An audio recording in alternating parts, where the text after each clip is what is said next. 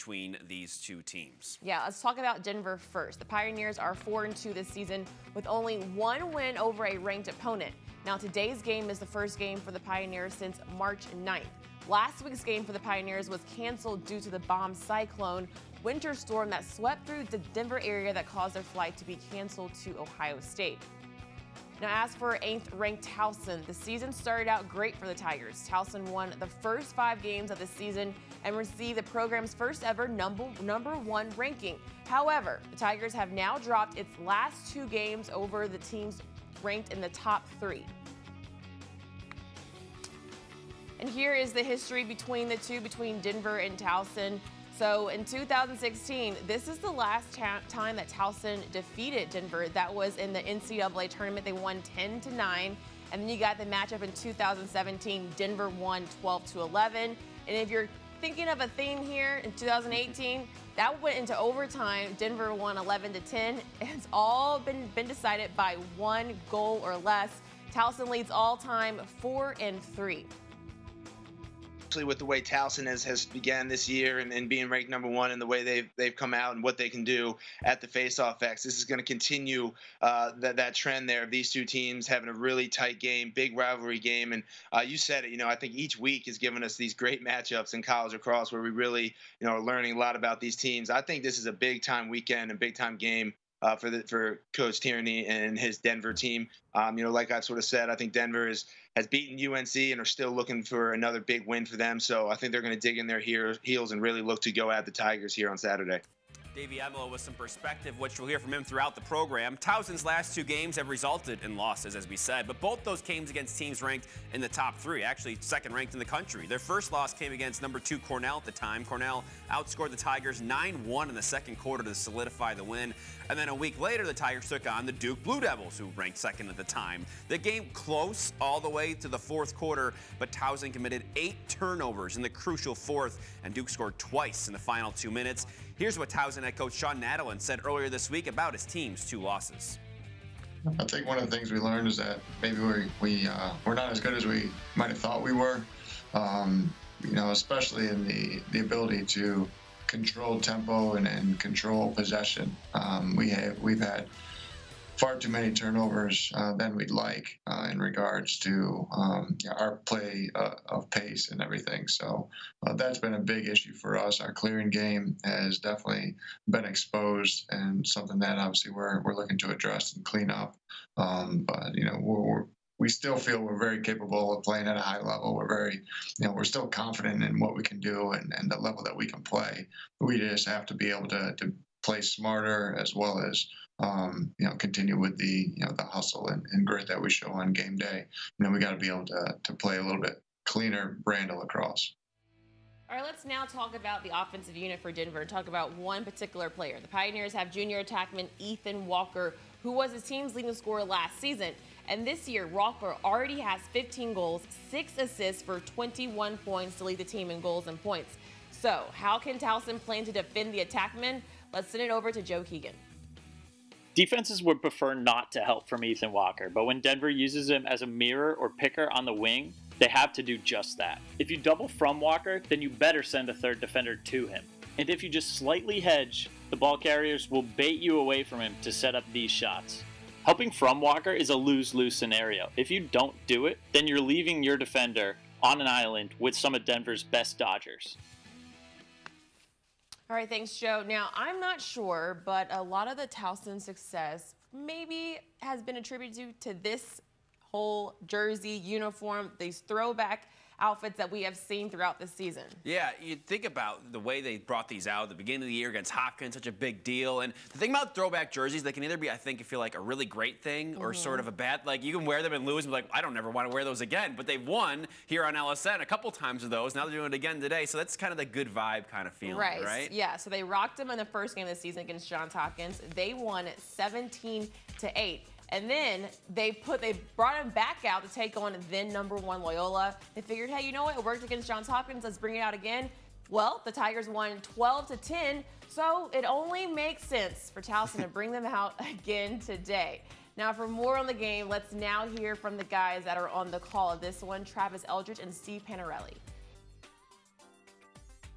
Getting you ready for our CAA Game of the Week here on Lac Sports Network. Steve, we're going to get a chance to see a couple of really good attackmen in this game. For Denver, you know Ethan Walker. He's led this team in scoring for the last couple of seasons. He stepped on campus, and he's been an impact guy since his freshman season. I've had an opportunity to call a bunch of Denver games. I feel like he's been here for like 4 or 5 years. He just never goes away. But he's the type of attackman that puts on a ton of pressure on you off ball. It's not so much what he does with the ball in his stick, but he changes your slide packages. He changes the way you think about team defense. So it's a ton of pressure, and for me, those are the guys I hated to play against. Preseason All-American candidate when you look at Walker, and he's continued on that pace. Brendan Sunday for Towson didn't enter this season as an All-American candidate, but certainly is in that conversation now. Well, I remember when you and I called the Hopkins game, we were kind of concerned about who's going to be the guy for them offensively, right? And who was going to step up. Well, and the senior attackman has done it all for him. And what I like about his game is that he can do a little bit of everything. He's done a nice job of finishing, but he's been distributing the ball as well, and he's really been the quarterback and the leader of this Towson Tiger offense. He already has a career high in points, and he's only 7 games now into his senior season. This is going to be a fun one to watch, a big non-conference contest at Johnny Unitas Stadium. We'll have the call at top of the hour here on LSN. Thanks, guys. We will see you soon. And on the women's side of things now, the top 4 or 5, and even the top 10 at some points have stayed the same in the Inside Lacrosse media poll for the last few weeks. But maybe this is the week things get interesting at the top. Oh, okay. Yeah. Let's see. Little early prediction. I don't know. Top-ranked Boston College, as you see, as their toughest test all season in Chapel Hill, taking on the Tar Heels. Noon ACC Network Extra, so coming up here soon.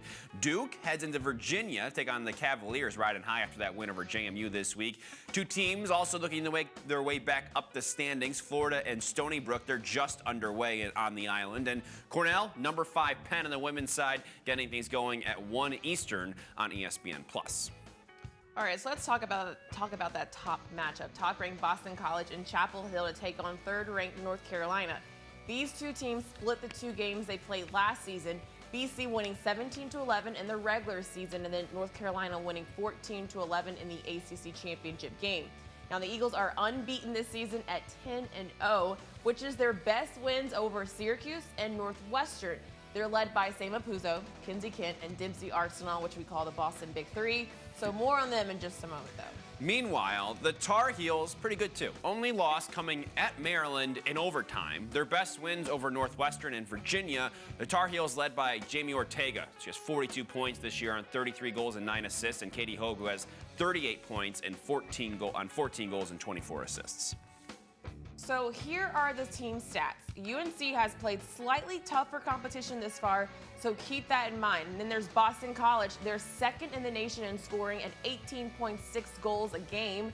The Tar Heels average just under 14, and UNC with the better average defensively with Taylor Marino in goal. But Sam Apuzzo and friends making that impact for the Eagles in the draw control circle, about 5 more per game compared to North Carolina. All right, Sam Apuzzo is leading the Eagles with 89 draw controls. Elizabeth Miller and Dempsey Arsenal also helping out in the circle for BC as well. And that's the kind of depth we see not only in draw control, but also scoring defense that we've seen from the BC team all year long. And even with everything more spread out, Apuzzo still has separated herself as once again the Tewaaraton favorite. Here's what Chris Marshall has to say about that. For me, it's Sam Apuzzo. And we've seen a history, especially on the women's side, of players just sort of continuing to win the Tewaaraton Trophy. I mean, we've seen more multiple winners than we have single winners. And so I think that sets up nicely for Apuzzo, especially since she's going out there and she's having a fantastic season. And BC's having a really good year. So when you have a player who's doing all the things that she does, she's been great in the draw circle. She's 2nd in the country in terms of points per game right now. She's really doing a lot to help this team win. So I think Sam Apuzzo has space on the shelf for the trophy right now, and it's just a matter of whether or not she stumbles and maybe gets caught. We'll see. Head to the women's section of InsideLacrosse.com to see Chris's full list of Tewaaraton favorites. 3 Boston College players make that list right now. A lot of ACC representation for good reason, but as you can see, some other dark horses in there as well. We've got a little more than a month to go, so plenty of time to catch up or extend the lead if you're Sam Apuzzo. And you can see some of those Tewaaraton watch list athletes in action. It's right here on LSN tomorrow. 2nd-ranked Maryland visiting 6th-ranked defending champs JMU at 12:30 p.m. Eastern Time. It's all free here on Lac Sports Network and on the LSN app. Coming up, Greg Grillian comparing T.D. Erlin to Michael Jordan, LeBron James, and Wayne Gretzky. Yeah, we'll tell you why after the break. Ohio State, the last unbeaten, taking on an interesting Notre Dame team. Davey Emila breaks it down. And with so many big games, we have to make some picks, and we have a special guest. Should we tell them who, or should they just wait and see? I'll give them a hint. It's a former Villanova star. They got to see who it is. The video might give it away if you've been watching closely. All that and more as Ellison College Central rolls on.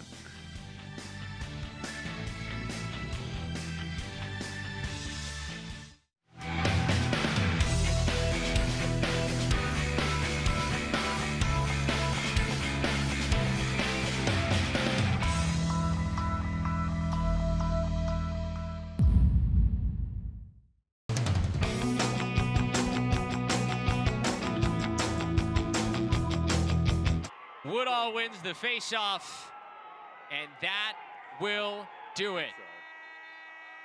For the first time since 1992 and the third time ever, the Tigers have knocked off the #1 team in the country.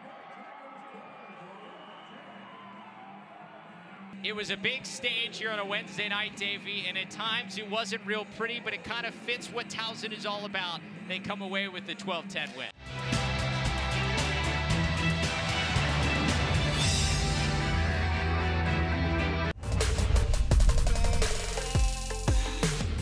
Tyler Pace with the Calgary Roughnecks. This is Box Lacrosse 101. Today we'll be talking about shuffle passing.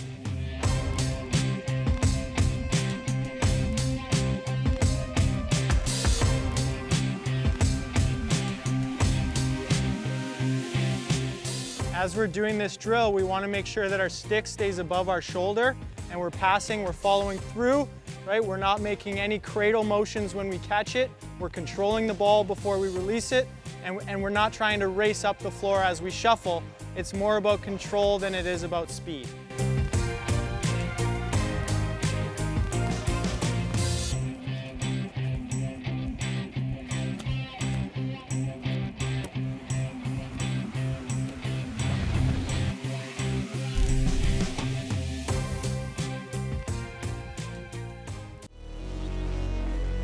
You're watching Lac Sports Network.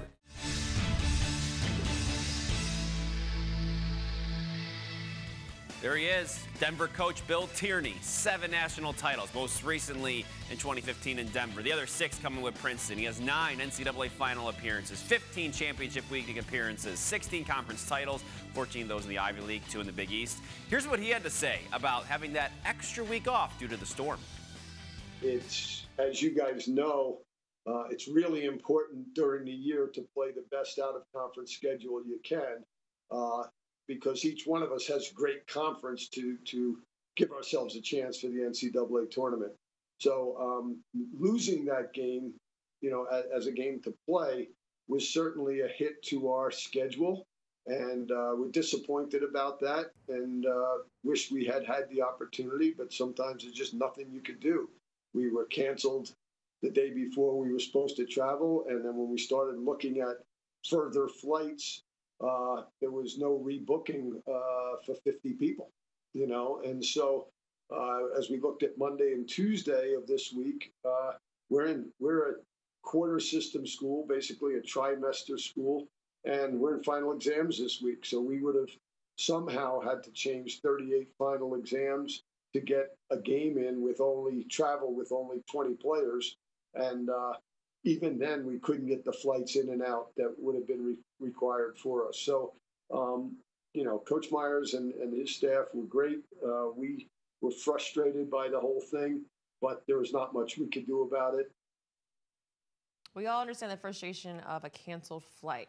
All right, let's talk about another game. Today, third-ranked Yale visiting rival Princeton. After setting records and helping Albany reach its first ever Final Four in 2018, T.D. Erlin became one of the highest profile transfers ever in college lacrosse. He eventually decided on the defending Natty champs, the team that beat his Albany squad in the Final Four, and through 5 games, he's actually playing better in many categories. Now, and the Bulldogs went over Yale last weekend where he faced his younger brother. Big Red freshman goalie Chase TD won 24 of 30 faceoffs and scooped up 17 ground balls. And those numbers keep him on pace to challenge his own NCAA record. So let's go side by side. His win percentage is down a bit, but Erlen is winning more total faceoffs per game and grabbing more ground balls per game than he did in 2018. He's unlikely to surpass those totals. However, as even if Yale reaches the title game, it would play only 17 contests, 2 fewer than the 19 games he played last year. With more on this and on Erlen, here's the best pro faceoff athlete ever, Greg Garillion. People ask all the time, what makes TD so special? They ask the same thing about Trevor. They ask the same thing about LeBron. They ask the same thing about Jordan. They ask the same thing about Gretzky. What makes the greatest people at what they do the greatest? TD is a combination of things. One, once in a while, a special person who has the natural elite level talent, the elite level skill set, and the demeanor to be great at the specific thing that they chose. TD chose faceoffs. He's built for it. His physicality, his ability to be a wrestler and his background, his technique. That special person who chose the thing that they are physically made for then decides that they don't want to be good enough. They want to be as good as they can possibly be. That takes a special level of ability, but it also takes a special level of someone who's willing to swallow their ego. He's not happy just being great. He's not happy just being very, very good or the best at what he does. He's trying to reach his potential, and that's what makes somebody special. If you take a person who's built for something and then they consistently try to evolve into something greater, then that's how you get someone like TD. So that's why you continue to see him. If he has a bad game, he evolves. If he has a good game, he evolves no matter what, and he continues to rise. And that's what makes TD Erlen so special. All right, for more on that, you can see that segment also on the latest episode of Lacrosse Weekly on ESPN+. Also hear an inspiring conversation with Whittier's one-handed freshman Miles Moscato. Get to know Denver's Ethan Walker, and we'll have so much more. It's available on the ESPN app and Watch ESPN. All right, let's get to some of the other big matchups going on this week around the country. We'll start with the 7th-ranked and unbeaten Ohio State Buckeyes with their toughest test of the season when they head to 11th-ranked Notre Dame to take on the 3-2 Fighting Irish. The Irish have won 16 straight against the Buckeyes, including last year in Columbus, 9-8. Notre Dame coming off that loss to Virginia, while the Buckeyes were supposed to play Denver, as we know, but that game canceled due to the weather in Colorado. Game time at 1 p.m. on ACC Network Extra. Here's Davey Emila to break it down. For Coach Myers and the Buckeyes, you got to sort of say, all right, you guys were all geared up to really go last week, and we sort of got to reset here and now focus on Notre Dame. But this is huge for both sides. This game, I think, not only is it sort of the pride of the Midwest and that extra added bonus to it, but also Notre Dame is another one of those teams where not quite sure, right? They've had some big time wins, against Maryland, but also they have that Richmond loss, so it's sort of, what team is Notre Dame going to be here? Like I said, they've only played 5 games, so it's time to start figuring out their identity. And we've hit on Ohio State, right? The reason they're an undefeated team, and the reason they're not higher in the polls is because of who they played so far. So this is a great chance for Ohio State to say, hey, listen, you know what? We're for real, and this is why. 4th-ranked Maryland hosting 19th-ranked North Carolina. The last time these two played was in California last season, part of that Pacific Coast Lacrosse shootout. The Terps winning 11-7. This season, the Tar Heels have won 3 straight heading into the matchup, while Maryland 2 in a row, beating Albany and Villanova. Their only loss this season to Notre Dame. They begin at 4 p.m. in College Park. Here's Davey.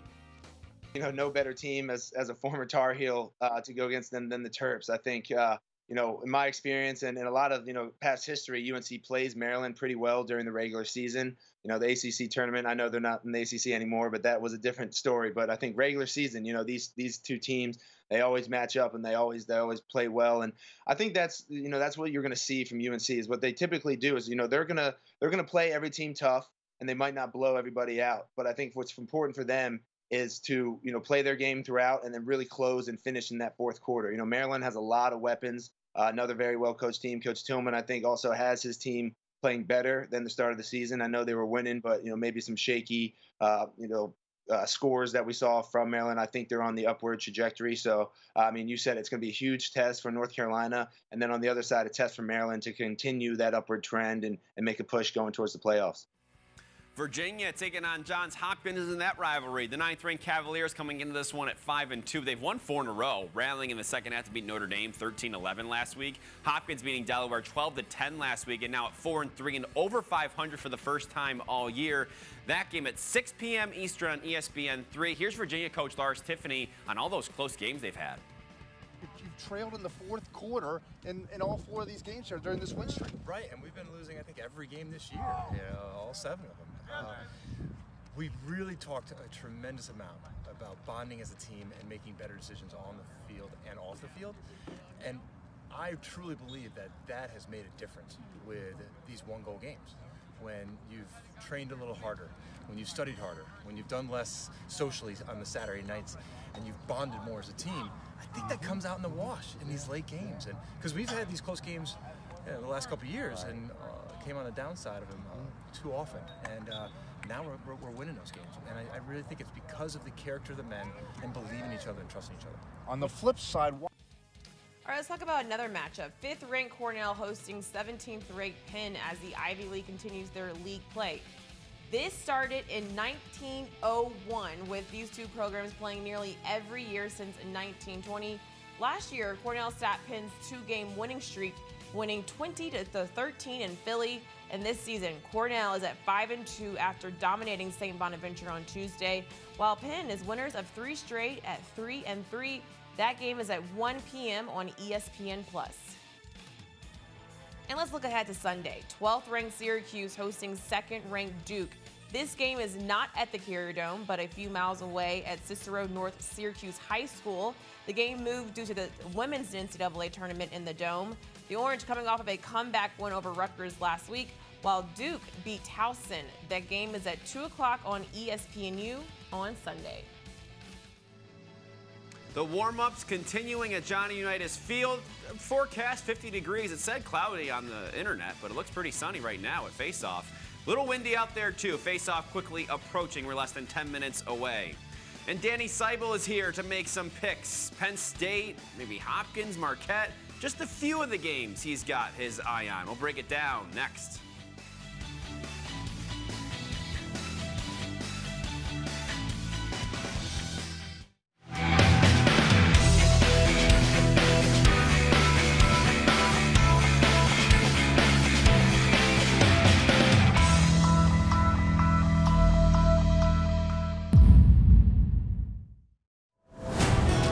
Speed. Power. This trophy is not given, it must be earned. The NCAA Men's Lacrosse Championships. May 25th through 27th at Lincoln Financial Field in Philadelphia. in the stick, boom, on the money, cradle and a pass. Win the first championship! Visit ncaa.com/lacrosse to get your tickets today.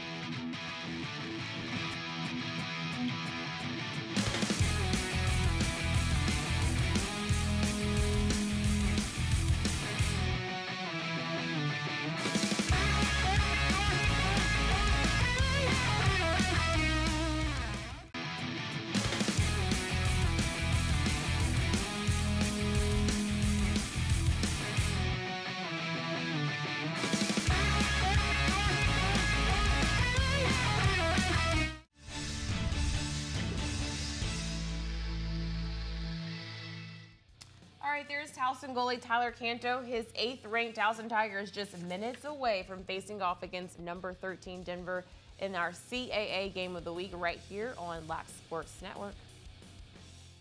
And we're looking at some Lax Vegas lines as Danny Seibel, the Villanova star, and star for a good reason, I guess, right? We all know him from spiking that star. Thanks so much for joining us, Danny. Appreciate it. Thank you for having me, guys. Yeah, so we've got some Lax Vegas lines for you guys, and we'll start with Penn State favored by 7.5 at Cleveland State today. Penn State's first time being the #1 team in the country. Yeah, Penn State's given up 7.5, but I really like them this week. You know, they have a week off. I think they're going to come out excited to play this game. Cleveland State, you know, they hang around, but I think Penn State offense is just too powerful with that 1-2 punch with Ament and Mac O'Keefe. You know, those two combined, I think, are going to be too powerful for Cleveland State, and they're going to cover that 7.5. Wow. All right. Big point day. Like 20 goals. You thinking? Yeah. I mean, I see them going over 20. All right. Ooh, I like that. All right. That's gonna be a tough one for what we got Cleveland next? State. All right. For next, we got Virginia and Johns Hopkins. That game is a top 10 matchup. Who do you have in that pick? Yeah, this is a close one. I haven't loved what I've seen from Johns Hopkins this year so far, and I think Virginia has kind of impressed me with their grittiness and their close wins, pulling those out towards the end of games, coming back from Notre Dame last week. So I think that Virginia's going to pull away with that one. That's my call on that. I think it might be a little closer. Okay. I think it's a pick 'em. So it is. I think I picked Virginia. I can't remember who I picked yesterday. But anyway, let's go to our next game here. We got Marquette, who is actually giving 3 to Georgetown. Yeah, I really like this matchup right here for Marquette, covering that 3-point spread. Coach Amplo, he knows how important those Big East games are, right? Marquette's snuck into the tournament twice by, upsetting teams in the Big East Championship, making that NCAA tournament. So I think he knows how important these conference matchups are, and they're going to come out ready to play against Georgetown. Yeah, Marquette's been interesting, I guess, for lack of a better term this year. They've had some up and down times. Do you think now is the time when they get, like you mentioned, they get on track? Because they've had some definitely ups and downs, both on the field and I think off the field too, right? Definitely. I think a lot of coaches stress the importance of those in-league games. It's like a second season starting. You could have a bad out-of-conference kind of results like Marquette has. I'm sure they're not pumped with how they've played out of conference, but they can wipe that slate clean, start off in conference in the Big East, and try to play for the seeding in the Big East tournament, and eventually get into the NCAA tournament by that route. All right, let's go with Maryland and North Carolina. Maryland's ranked number 4, North Carolina's ranked number 19. They're favored by 3. Who do you have in this game? I have Maryland. I'm not betting against Maryland right now. Everything I've seen by them, they're very powerful on offense. They're very sound on defense. And UNC, they've been in some games, but they need to show me a little bit more before I think they can cover that. Yeah. So I'm not going to pick against Maryland in this one. All right, we'll skip Notre Dame, Ohio State, because we got to get the game we're about to see. Towson and Denver. It's a pick 'em. Who you got real quick? Towson. Woodall's going to be the difference in this one. All right, Woodall, the face-off. Interesting. The tides have turned with Baptiste not in Denver. We'll see how Tierney gets all that going. So make sure to keep an eye on Danny. He's going to be back for halftime after the game, so he's going to be here in the studio all game long and definitely break some things down. And, of course, we talked about all those games, and we're going to talk them all later, too, once they're all done. So make sure you tune in tonight at 9 p.m. Eastern. We'll have all the highlights, all the analysis, and get you caught up on what's going around in the lacrosse world and give you all the updates on all the scores going on. Yeah, always a fun night for sure. On a Saturday, another big Saturday lacrosse on the men's and women's side. For Danny and Megan, I am Tom Eschen. But for now, let's head out to Travis and Steve, who are standing by at Johnny Unitas Stadium, getting ready for Towson and Denver right here on LSN.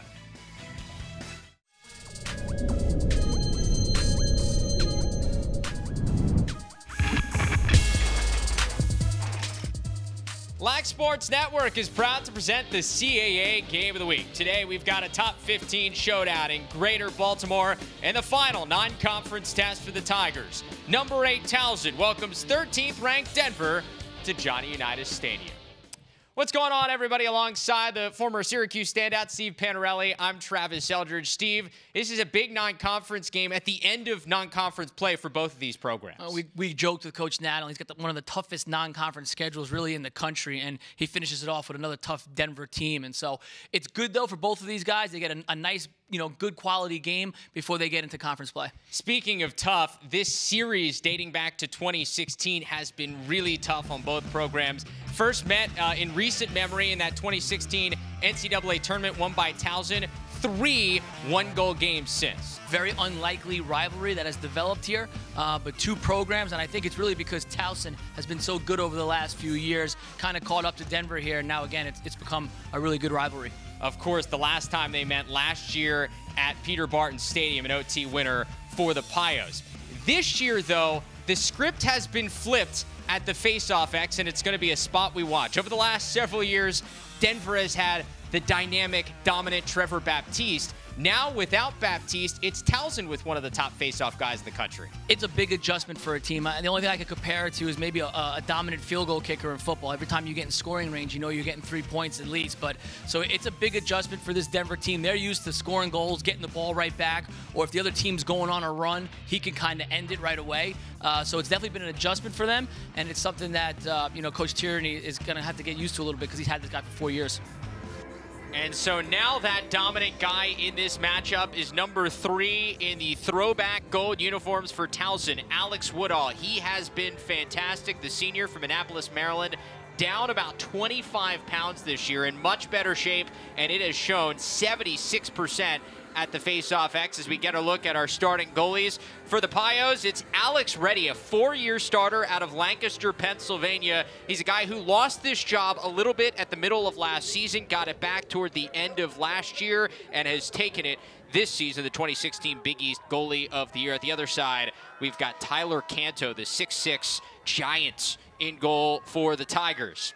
At the Faceoff X, the new look Denver Pioneers face-off man, it's Brett Bose taking over for Trevor Baptiste after his stellar 4-year career. Bose, the freshman from Parker, Colorado, as we've got some horn issues on the field before we get going. Get those issues out before we get the game going, right? Yeah, we don't need horns going off errantly throughout this game. So, quick second to get everything underway as we'll get Brett Bose and Alex Woodall at the Faceoff X. Bose, as a freshman, came in and was really good in the first game over Air Force. Kind of took everybody by storm and said, hey, I'm here. Don't worry. We don't need Trevor Baptiste. Overall, 55% on the year. Still pretty good for a freshman. You'll take 55% for sure. Obviously, it's a little different when you're talking about Trevor Baptiste. You know, he was 80, 85% career guy. So, like I said before, it's definitely an adjustment for this Denver team. They're so used, you just become used to always having the ball. Like I said, if the other team's going on a run, he's going to win the next few faceoffs, get you the possession back. So it definitely takes time to adjust, and it's not just, it's the offense and the defense. Having that much possession time and having that guy be so dominant, it affects both sides of the ball. 44 degrees, sunny, and very windy at Johnny Unitas Stadium as we get a look at Tyler Canto, the starter there in goal for the Tigers. We'll talk a little bit more about him as this game goes on, but everything seems to be situated. And we're ready to go for opening faceoff, number 8 versus number 13. A top 20 non-conference showdown, the final non-conference game of the year for Towson. The second to last one for the Pios. Bose wins the opening faceoff for Denver. And something you maybe didn't expect to see to open up this game. That's how you want to start if you're Denver, especially Mr. Bose at the Faceoff X going against one of the best guys in the country. Get your confidence going early. Get some excitement in your team right here at the start. Getting a look at this starting attack unit for Denver: Austin French, Ellis Geis, Ethan Walker. And then in the midfield, Jack Hanna, Colton Jackson, Ted Sullivan. The first midfield unit for the Pios.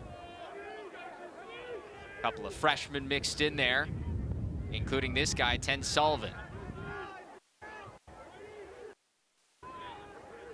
Behind to X, Ethan Walker. Now back out top to Colton Jackson, the senior.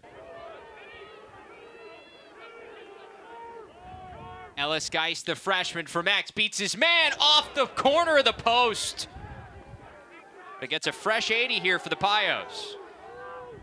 Towson, not a team that likes to slide a lot, but you got to go when you guys beat. He was clearly beat from X. Nobody on the inside were even in position or looking to go. If you're Denver, if you start to take advantage of some of these one-on-one matchups, kind of force Towson to slide, something that they don't like to do.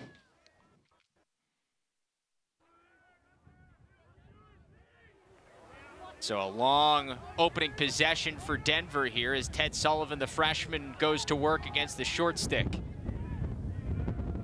Now back to Austin French. Missed the first 4 games for Denver. Came back in that North Carolina game with a vengeance as he had 6 points, including 5 assists as that shot sails high. Austin French, an important part of this offense, a guy you saw immediately when he came back against North Carolina, what kind of impact he can have.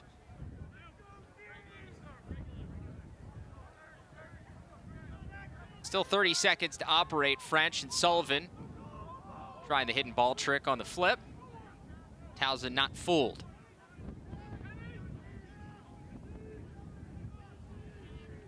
Jackson gets the double. And it's taken away. Andrew O'Dare with a good loose ball, and Towson able to get a long stop after playing almost more than 2 minutes of defense.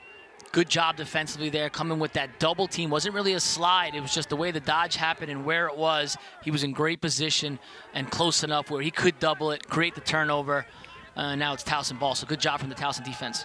And our first look at the Tigers offense. Brody McLean, along with Brendan Sunday and Luke Frommert, make up the starting attack unit once again. Same starting attack unit we've seen in now all 8 games for the Tigers. In the midfield, Jake McLean, Grant Maloof, and Timmy Monahan. This is Monahan, the senior from Bethesda, Maryland. Gets it down to Brody McLean. McLean gets it off. Tough catch. He made it initially, but couldn't corral it. And Brody McLean turns it over. And that is something that has been a concern for Sean Nadalin and this Tigers team. Turnovers. You know, turnovers in the clearing game, even some turnovers after wins on the face-off X. You got to take care of the ball. The good teams do. You know, you're going to have turnovers in the game of lacrosse, right? It's like basketball. It's going to happen, but you've got to eliminate them, and they've got to be good turnovers. You can't have those sloppy ones where it's just transitioning the ball from one player to another.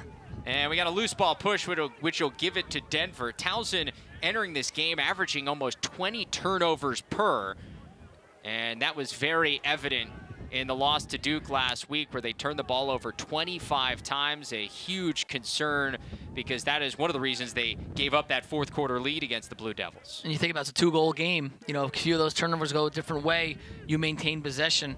You know, that could be a 2 or 3 goal swing, and we're talking about a different result. So got to take care of the ball, got to clean that up. This is Colin Rutan. He was the starting attackman for Denver at the beginning of the season with Austin French out. You'll see him at the attack spot. You'll also see him running out of the midfield here today. He's just a good piece who had a good start of the year. Coach Tierney wanted to keep him in with his talent despite the fact that French is back. Here's the All-American candidate, Ethan Walker. Now back to Rutan on the short stick.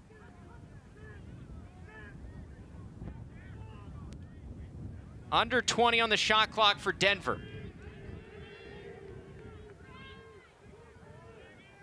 French taken down. Nice play by Bowden, but it's kept alive here by the Pios. Alex Simmons, shot stopped by Canto.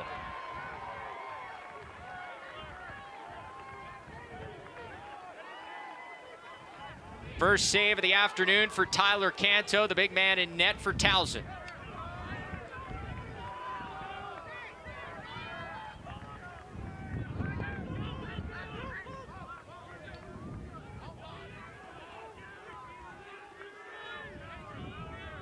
And so the Tigers will settle things down here. Drew Swain, the midfielder, in there, getting a chance to get an early run, along with Casey Wasserman, part of this second midfield unit for the Tigers. Towson, very balanced attack. Obviously, it starts with Sunday. He's their main guy, but you know they've been double digits in every game so far this year. So a lot of guys that could do it. Coach Naz talked to us, wants a little bit more out of that second midfield. We'd like to get some more scoring out of them, but his top 6 he's very confident in. That's Matt Severo, whose shot was saved. He's taken down, and an early save for Alex Reddy, and back comes Denver. In transition, the short stick Danny Logan gets it to Ethan Walker. Severo, a guy who missed a good portion of the early part of the year for Towson, was one of the main midfielders for this team last year. Had 13 goals a season ago. This year, still looking for that first goal, and that goes to what Nadalin was talking about, and getting some more production from that second midfield and third midfield unit. One extra pass out front, Walker just wide.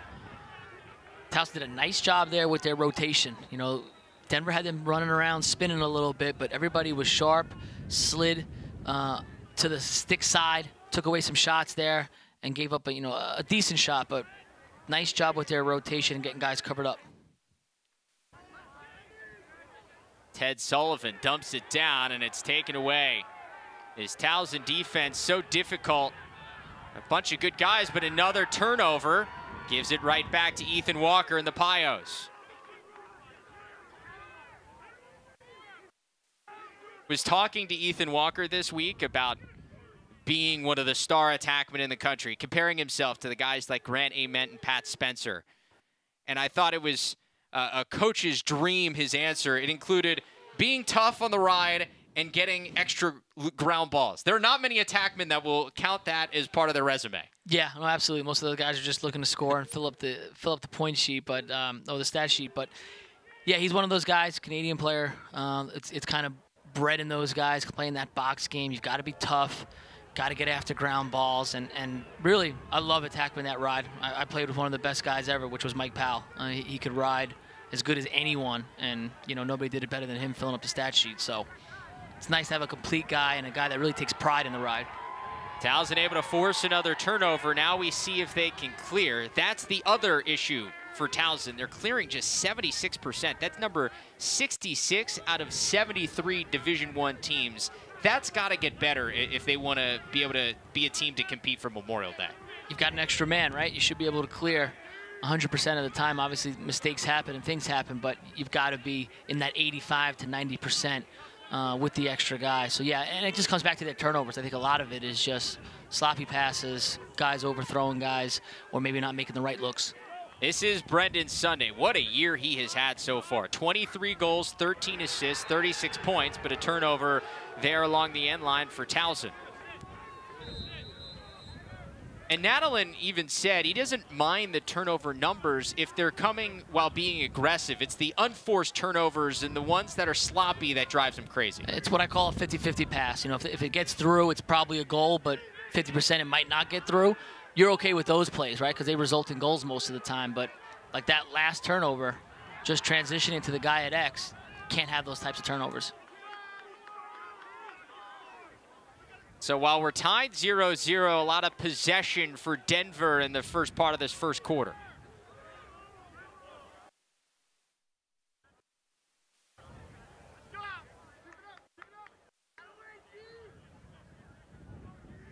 As Danny Logan, the short stick, staying on to play a little offense for the Pios here. Now Quinn McCone, the second midfielder, strikes first. Pios up 1-0.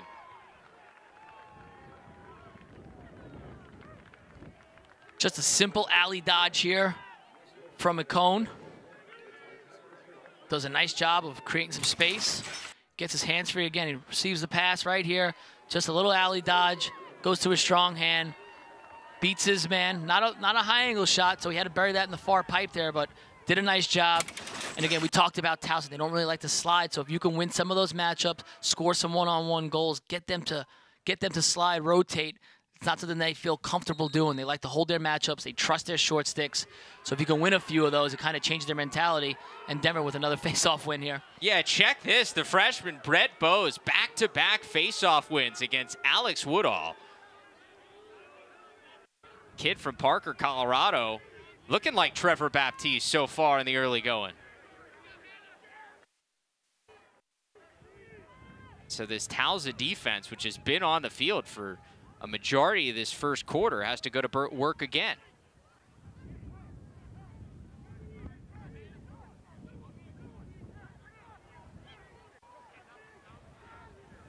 Ted Sullivan dodging down the alley. Jump shot, saved by Canto.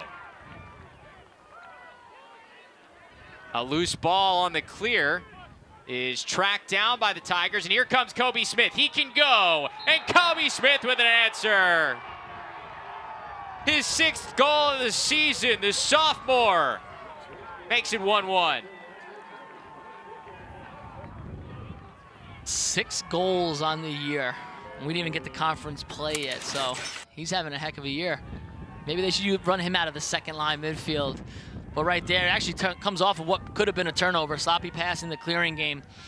Right place, right time. Got to show. You have to know personnel on the opposite team, right? You have to treat him almost like a midi, a short stick defensive midi or offensive guy. You've got to slide to him a little bit early because obviously he can score. So Denver doesn't do a good job of recognizing who's got the ball in their stick, and probably should have showed a little earlier. And Alex Woodall able to win his first face-off of the game.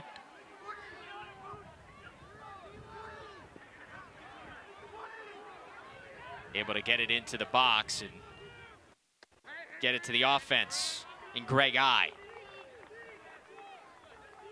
And that was a spot I always felt when you play against a dominant guy at the face-off X. If he wins it to himself, it's opportunities to press out, really make him work to get the ball in the box, really make him have to handle the ball, put the pressure on him. You know, some guys obviously can, but a lot of those guys can't. And you can kind of create some turnovers there as well as wear them out as the game goes on.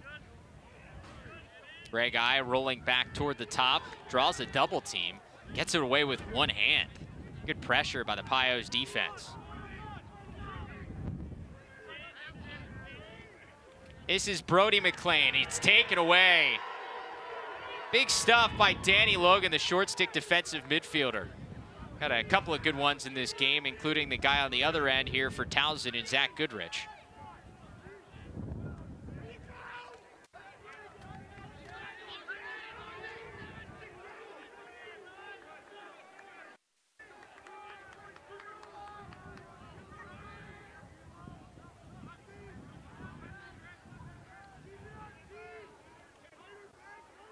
Settled pace to this game so far as we near the end of the first quarter. A pace that both teams throughout there, as you see a turnover over the end line as Austin French couldn't track that one down. Both these teams, even before the shot clock, very comfortable playing at this kind of pace. When you have the athletes and the skilled players that like these guys have had over the last few years, I mean, it makes no sense to try and play slow. And there's another turn, and that's just a... Austin French has it free. Canto with the stop, but it's knocked in by Towson. An unfortunate bounce for Gray Bowden beats Tyler Canto. Who are we giving that one to? Who gets that? Is that Walker? Is it Walker? French was in the mix. He took the initial shot. Come on, let's take a look right here. You see, first, it has nothing to do with stick skills, passing, catching. That's just throwing to a guy that's covered, and you just can't make that look. Austin French got the first shot. Tyler Canto makes the save, and Gray Bowden, a bad break as he could not handle that rebound. Hits right off his pole. Brutal break for the Tigers.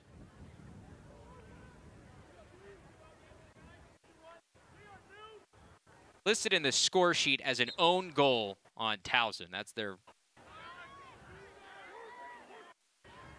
I think in all my years, I don't know if I've ever seen that. That's it. In that type of fashion. Yeah, fast break. One-on-one, bounces, bounces back into the net.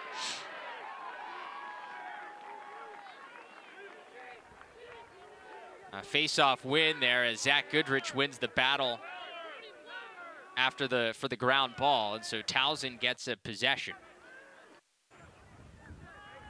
Now 2 for 2 at the face. Now 2 for each team at the face-off X between Towson and Denver. Brett Bowes winning the first 2 face-offs. Now Alex Woodall winning the last 2.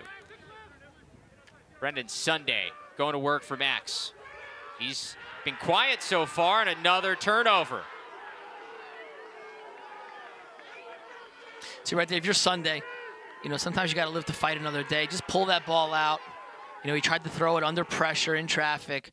Pull that ball out, take 2-3 steps to your right, get your hands free, and move the ball on. It wasn't one of those passes where if he hooks that pass up, it's a great look or a great opportunity. Take your time, be patient, pull it out, transition the ball.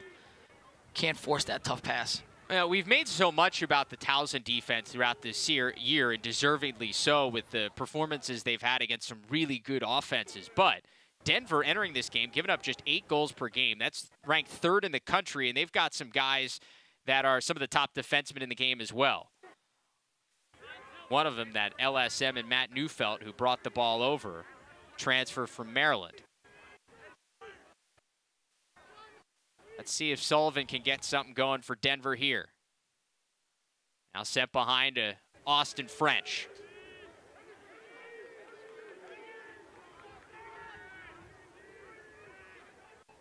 Hannah, push behind. Now 7 seconds on the possession clock, a turnover around midfield. Let's see if Towson can go quickly here. We're getting on Towson about their turnovers, but Denver's been pretty sloppy here today as well. We've had a lot of unforced errors as well.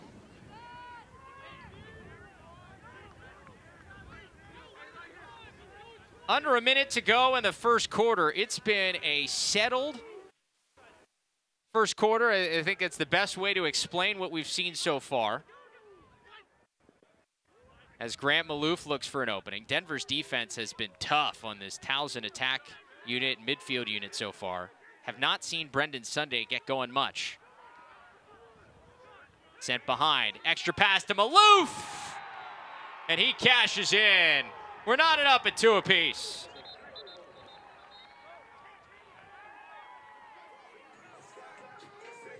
Great ball movement from the Tigers here offensively. Starts with that initial dodge, draws the slide, bangs it to X, and now you've got him spinning. Good job handling the ball and moving it right away. As soon as you, as an offensive player, as soon as you recognize that that defense is sliding, it's really critical of just moving the ball as fast as you can, in and out of your stick, and get it to that second or third guy. And that's usually when you get that good look, and Maloof was able to finish it. So good team offense from the Tigers. Give the assist to Luke Frommert, the redshirt sophomore attackman. Grant Maloof's now got 10 goals on the season as we've got a clock issue. Johnny Unitas Stadium with 3 seconds to go. Shouldn't be too much of an issue. 3 seconds. I think we could do this manually, can't we? I think it looks like they may be adding a few more seconds back onto the clock as the clock continued to run after that one went in.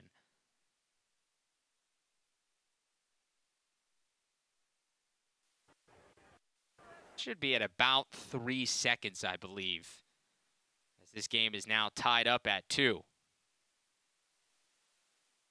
And they're going to give 9 seconds, so that changes some things here. If you win a face-off, you actually have a chance to do something offensively if you can win it cleanly. We've seen Alex Woodall on this Towson team do that quite a number of times this season.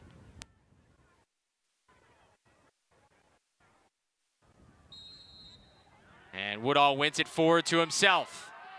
Quickly to Sunday, but it's taken away again. Denver has been all over Brendan Sunday, and the Pios are tied up with number 8 Towson through 15 minutes. It was an eventful first quarter, settled situations, but some craziness at the other end for Denver. Overall, we're knotted up at 2 apiece. We'll be back with the second quarter at Johnny Unitas Stadium.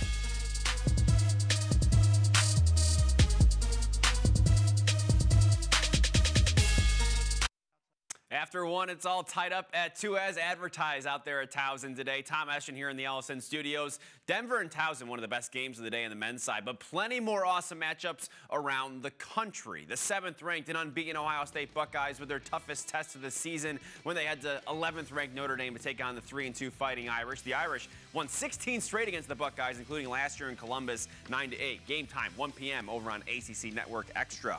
4th-ranked Maryland hosting rival 19th-ranked North Carolina. The last time these two teams played was in California last season as a part of the Pacific Coast Lacrosse Shootout. The Terps winning that 11-7. They begin at 4 p.m. in College Park. The Virginia Cavaliers taking on Johns Hopkins for the Doyle Smith Cup. Virginia coming into this one 5-2. They've won 4 in a row, rallying in the second half to beat Notre Dame 13-11 last week. Hopkins beating Delaware 12-10 last weekend, now at 4-3 and over 500 for the first time all year. That game, 6 p.m. Eastern, ESPN 3. All of the highlights, reaction, and analysis from those games and everywhere else in the lacrosse world tonight at 9 p.m. Eastern on Lacrosse Now. It's all for free. Some great matchups in the women's game right now. Boston College, the #1 team on the women's side, leading UNC 4-1 there in the first. UNC, the 3rd-ranked team in the country. Highlights and reaction from that one on the women's side and the men's side right here on LAC Sports Network and the LSN app. Let's get back out to the game.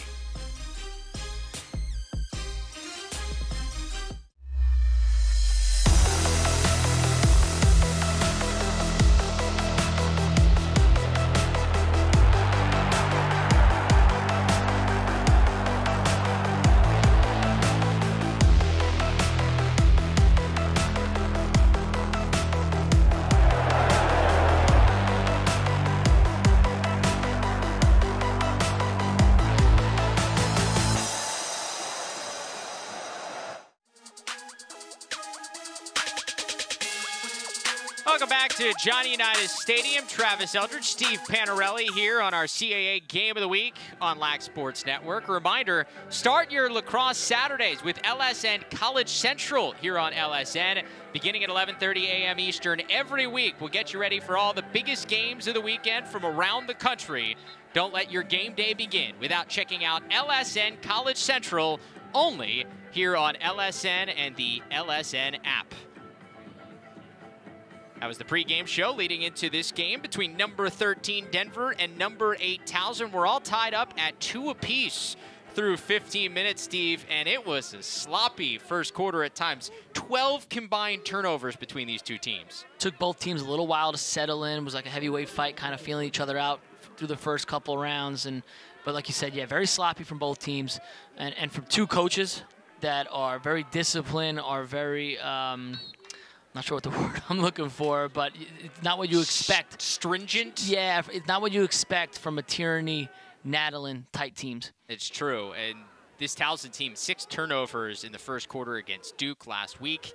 7 turnovers in this first quarter. Not something that Coach Nadalin will be real happy with. But they do win the opening faceoff of this second quarter. Now 3 straight for Alex Woodall.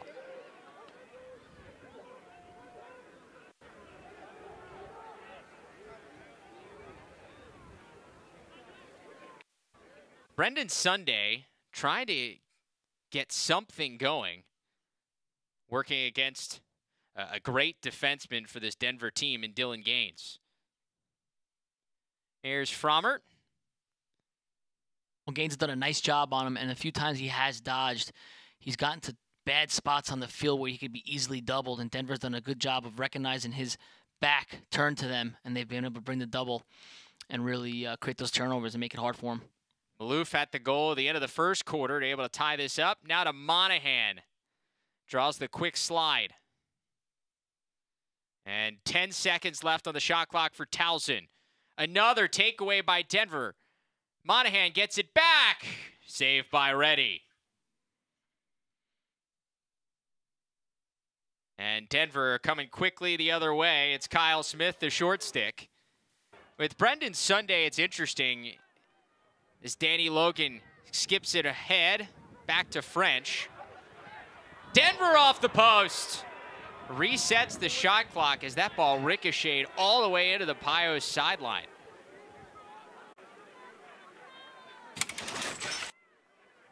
Take a look here. Good ball movement. Spin it, get attacks. Work the ball around, and then he just rips it. Goalie's best friend sometimes is the pipe. It's been an eventful time in the crease for Tyler Canto so far for Towson. He had one go in off his own player, and he's gotten 2 pipes. Shot sails from Ted Sullivan. The sophomore from Tucson, Arizona, cashes in first time here in the second quarter. 2 of Denver's goals have just been basic alley dodges and just going down the side, getting your hands free. Little split dodge right there. Blows by his initial guy, no slide coming. So the Towson short stick middies and defensive midfielders, they've got to do a better job. You've got to get out, push out a little bit, make contact earlier. You can't let that guy get a run and start at you and be sitting at 18, 17 yards, because if he does get that step on you, he's already in shooting position. So go out, play him, and try to get more physical, get on his hip as he drives down the alley and start to push him away from the goal. Now 6 goals on the season for Ted Sullivan.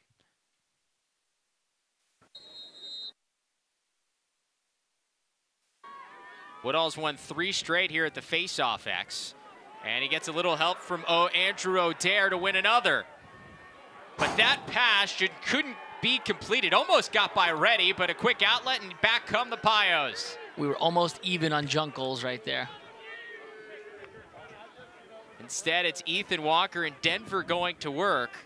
And this is a lot to ask on this Towson defense, because they've been on the field for a majority of this game so far. A lot of possession for the Pios. I've been in those games when, when I played at Syracuse, we used to play up and down, and if we weren't clicking on offense, as quick as it went down to one end, it would come right back. And we had a few games where, by the end, you're completely exhausted because you're just playing the entire game. Behind is Ellis Geis. Back out to Alex Simmons. The freshman winds and fire shot, never got through. And taken away here by Towson. Let's see if Chad Patterson can clear. Once again, it's been the issue. We talked about it in the first quarter. Towson just 76% on the clear this season, and there's another one. And a lot of these turnovers are rushed passes. If he holds that ball, right, he's got nobody on him, no pressure. If he holds that ball for another second or two, as that guy is cutting across the field, 2 or 3 more steps, he's going to be wide open, makes it an easy pass. Towson takes a timeout. They want to talk things over. We'll step aside here. Second quarter action, Denver up 3-2.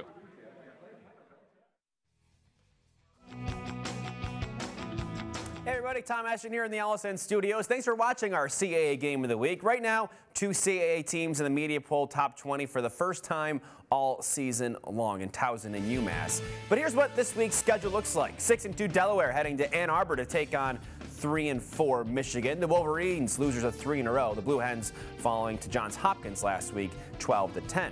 Fairfield hosting Villanova at 1. Fairfield on a 3-game winning streak. Nova losing 17-7 at Maryland last week. UMass hosting Brown and Amherst. The Minutemen with 4 straight wins. Brown a double overtime loss to Holy Cross on Tuesday. Hofstra visiting Rutgers and Piscataway. The Pride losing 5 of their last 6. Most recently an 11-10 loss to Providence. Rutgers losing to Syracuse and Lehigh last week. And then you see Drexel has that same Providence Friars squad on Sunday.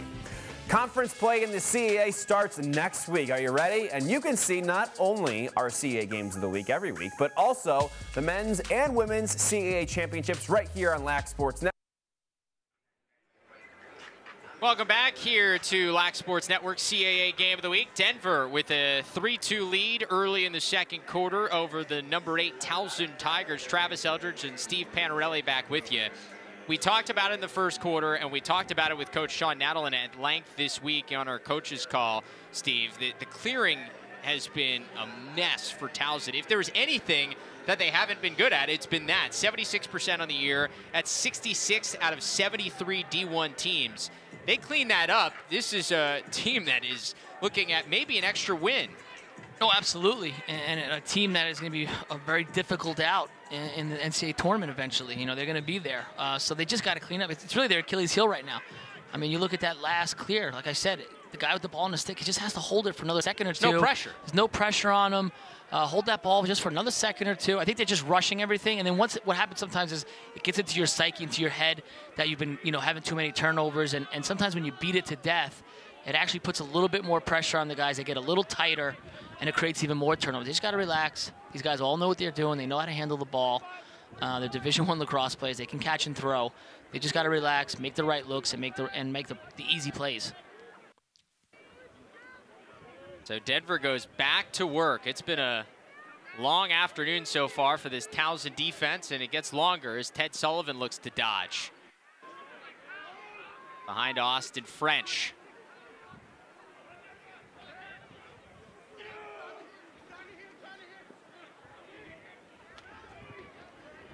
Colton Jackson, now Ethan Walker. Still plenty of time for this Denver attack unit as we're under 20.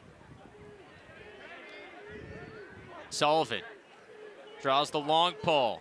Pass back out to Walker. He's under 10. Walker, tough angle saved by Canto. It resets the 80. Good pressure there by Zach Goodrich to make it tough on Walker to keep possession. Really good play from Goodrich right there. Good hustle. Going against a guy who's got very good stick skills, good off of the ground, able to create that turnover. Those little plays, some of the things that make Zach Goodrich an All-American. Now we see if Towson can clear and get this ball to the offense. Kobe Smith does just that. Simple game. You got to find where the attackman is, right? And wherever the attackman is, that's where you want to go over as the clearing player. Take that step over. Attackman has to stay on. You throw it over his head. Simple out. It's just a numbers game. And again, you got to find out where that attackman matchup is. Swing it. Might have to do a couple over passes, but then you get the easy out. Second midfield unit of Casey Wasserman, Andrew Beecham, and Matt Severo in there for the Tigers. Coach Nadelin trying to figure out something offensively because Towson only 1 goal in the settled offense because you had Kobe Smith who scored the other.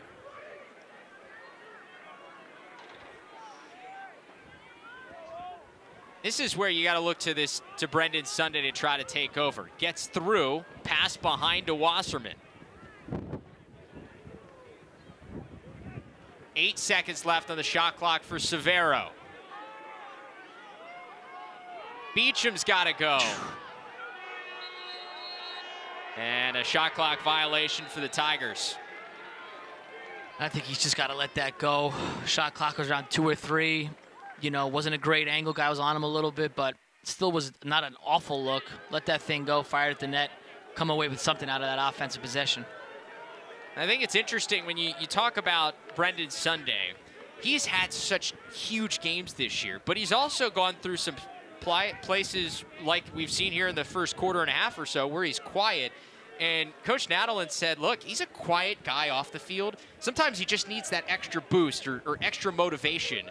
And against Duke, he got that about midway through the second quarter. All of a sudden, a flip was switched, and he was back in it. Sometimes he just kind of goes through a little quiet. They need him to wake up. Sometimes it's just a simple play. Maybe you get an easy one in transition or off ball, and all of a sudden you get it going. So I just think the Towson offense, not even so much him, they just need to get going right now. Walker. And that was a pretty save there by Canto, able to kick it out. That was a tough worm burner of a shot from Ethan Walker. Simmons. Shot gets through from Rutan. And Towson able to get the backup. Good play by Kobe Smith.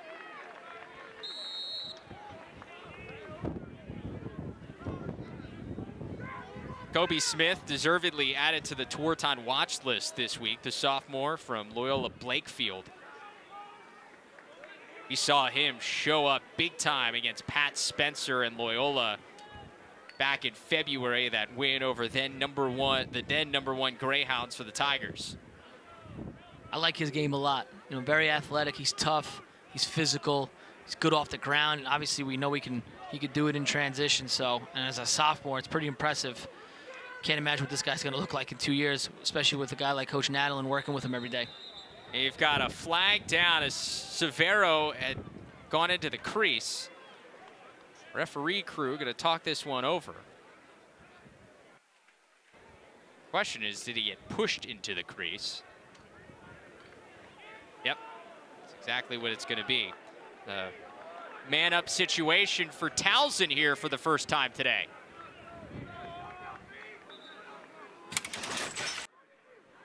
Take a look here at the penalty. Get Denver on the interference call. Right here, good job defensively. There it is. Just a little hit there from Colin Squires around the crease. And so our first look at this Towson man-up unit. Just a little extra. A little something there. Just making sure he knew where he was.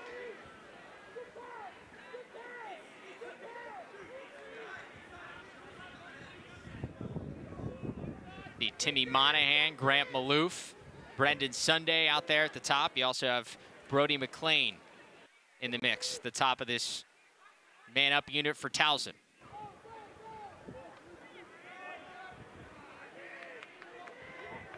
And we're back to even strength. Maloof, step down. Just a little high and wide of Reddy. Not sure what they were doing with that man up. Kind of looked like they were trying to run a wheel up top there, but nobody was really ever a threat. Not really a lot of ball movement. It's kind of a wasted 30-second penalty right there for Towson offensively. Frommert has his man hung up. He's got a short stick matchup as well. Frommert dives in. Does it count? It does. Luke Frommert ties it up at 3. Who needs a man-up goal when you got Frommert, right? You'll take it 6-on-6, 6-on-5, doesn't matter. This Towson offense needed some kind of a spark. Right here, you're gonna see take him high, splits him, gets underneath, and with the new rules, takes advantage of that, does a nice job, and is able to finish. Nice athletic play there from Frommert. Frommert now with a goal and an assist this afternoon, his 12th goal of the season, ranking 3rd on the team. And with the new rule of guys being able to dive, it makes that spot in the field for defensemen so much tougher to play with that inside roll. It's even harder now to bring the slide to the inside roll, because if the guy's athletic enough, he can make the play. That's a good play right there. Brett Bowes won the faceoff, but Towson able to knock it loose. But it's one of those things with that new rule that everybody's talking about, the dive and when to call the penalty. One of the things that they're not talking about is what it changes for a defenseman playing on the corner there and playing at goal line extended. It totally changes your defensive mentality. Oh, we saw a nice play by Towson at one end, and then Matt Neufeld from Denver takes it away at the other. And so the Pios a chance to clear here. But a turnover in that clearing game. As bad as Towson has been in the clear, Denver also comes into this game at 76% in the clearing game. And they've been very sloppy today. This looks like a early season varsity lacrosse game. That's what it reminds me of right now. In high school. A high school lacrosse game, yes. Not the talent and skill level, but the turnovers and the sloppiness. Again, a very early preseason varsity lacrosse game. Well, Towson does get the offensive possession out of it. Luke Frommert passes in front to Timmy Monahan. The Tigers get it clicking, and they're up 4-3. And we talked about it. Sometimes offensively, you just need a spark, a play, a goal to get you going right there. Nice job. And a nice off-ball cut for Monahan. Catches his defenseman sleeping and able to finish. Good play from this Towson offense. And we've got a timeout as the Tigers have all of a sudden turned things around. Luke Frommert triggering this offense with a goal and a couple of assists to lead the way. When we look at Denver, you of course have to mention the legendary coach, Bill Tierney, as we take a look at his incredible career. Bill Tierney, a guy in his 35th season coaching Division I lacrosse. Of course, he was hired back in 1988 as the head coach at Princeton. Look at that photo. But young Bill Tierney led this Tigers team to 6 NCAA championships, 10 Final Four appearances. Of course, then left Princeton to be hired as Denver's head coach in 2009, and all he's done since he's come to the Pios is win another national championship, the first in Denver program history. Became the first coach to win national championships at 2 different Division I programs, and he's made an NCAA tournament in every single season he has been the head coach of the Pios. He's the all-time greatest yeller and screamer as well. I've seen it many times, but when you talk coaching legends in the sport of lacrosse, and especially Division I college men's lacrosse, the Mount Rushmore, you put him and Roy Simmons Jr., and then fill in the other 2 of who you kind of want to put in. But those 2 guys are a lock. Those 2 guys are a guarantee. Bill Tierney entering this game with 398 career wins. If Denver can win here, now this would be kind of interesting. He goes to Princeton, his former program, on Tuesday, and the possibility to win 400 if Denver can come back and win here today. Wouldn't that be something? First things first, they got to take care of Towson, and the Tigers, the 8th-ranked team in the country, with a lead here. They're able to bounce back after Denver has dominated possession for the most part throughout our first quarter and a half. Well, that's one thing. If you're Towson, if they can hold on to this lead going to halftime, guys, we played as sloppy as we could play. We haven't had much possession, and we're still winning. So let's get back to Towson lacrosse. Let's maintain possession. Things are starting to click for them offensively, so you got to feel really good. Obviously, a lot of time here, and we're far away from them taking this lead into halftime. But if they can, they would feel really good about this first half. Alex Woodall able to win another faceoff, now 6 of 9 at the faceoff X for Woodall after Brett Bowes won the first 2 for Denver.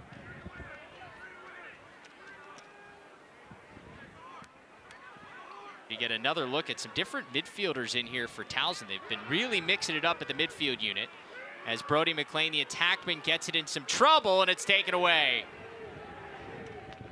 Danny Logan, right place, right time for the loose ball, and he gets the Pios an offensive set.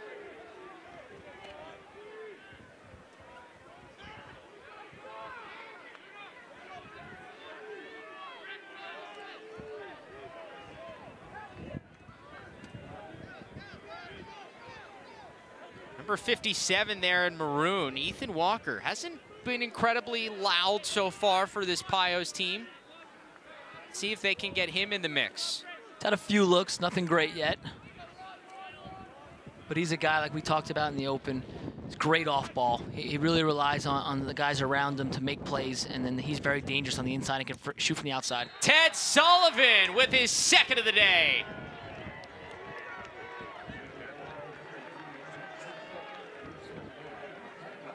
And much of Denver's success has just been those one-on-one dodges out of the midfield. You know, we've got 3 out of the 4 goals have come from the midfield, and it's just those simple alley dodges. The first 2, nobody slid. They were able to beat their man. This time the slide comes maybe a little too late. And again, getting down the alley, getting your hands back, and shooting for that far pipe. So it's one thing Towson defensively has just got to clean up a little bit, make a decision. Are we going to go early to those alley dodgers? If not, the guys guarding the ball have got to do a better job and force those guys out wide and take away their angle. Sullivan matching his performance that he had against North Carolina when he had a couple of goals. As there's a violation at the face-off, X gives it to Towson. Denver staff didn't agree. No. Not surprised there.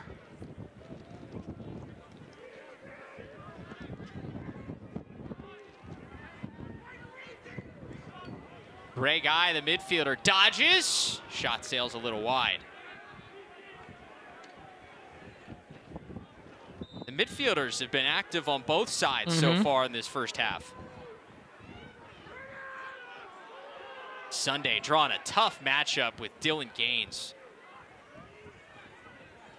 He's done a nice job against them, and he's a tough matchup. He is. He's tall. He uses his body well. He sees over you. Sunday saved by Reddy. And Sunday was in the crease. Best look he's had all day. Said he was tall. He needed like 2 more inches right there. If he's 2 inches tall, he probably buries that thing.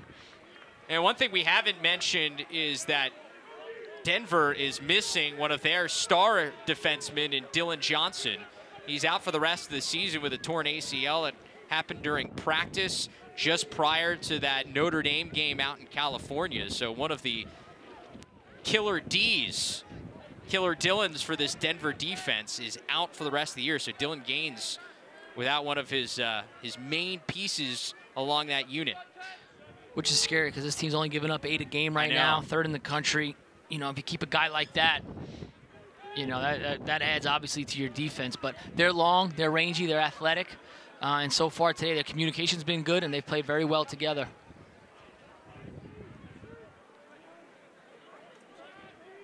Colton Jackson, the senior midi, has his step. Shot sails high. Almost took out a camera guy there in the corner. Shoot at your own risk. Did he even see it? I don't think he saw. I don't think he realized. He gave a little duck. He's like, oh. But I think it was after it passed.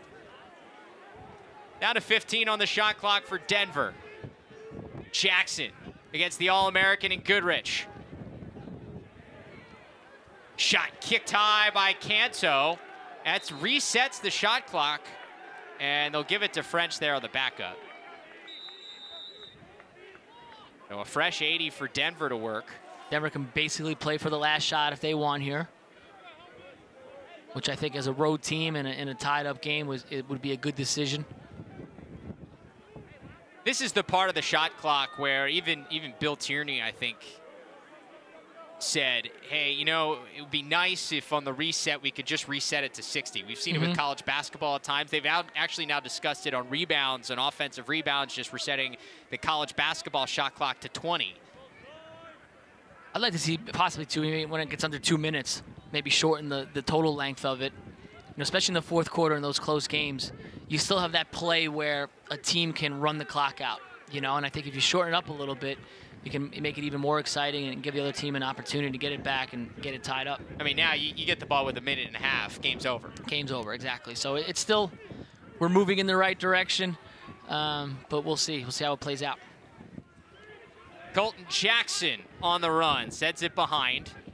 About 15 seconds left on the shot clock. Hannah off a helmet of Towson. Down to 8 seconds of the shot clock. Still time for Denver. Sullivan, top of the box, saved by Canto.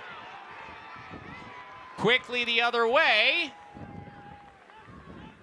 And that ball is not able to be corralled by Towson. We're all tied up at 4 apiece after 30 minutes. Back and forth we go. It was sloppy at times in this first half, but all in all, 2 top 15 teams battling in a good one at Johnny Unitas Stadium. We're tied at 4 at the half. We'll be back for the second, but we now send it back inside the LSN Broadcast Center.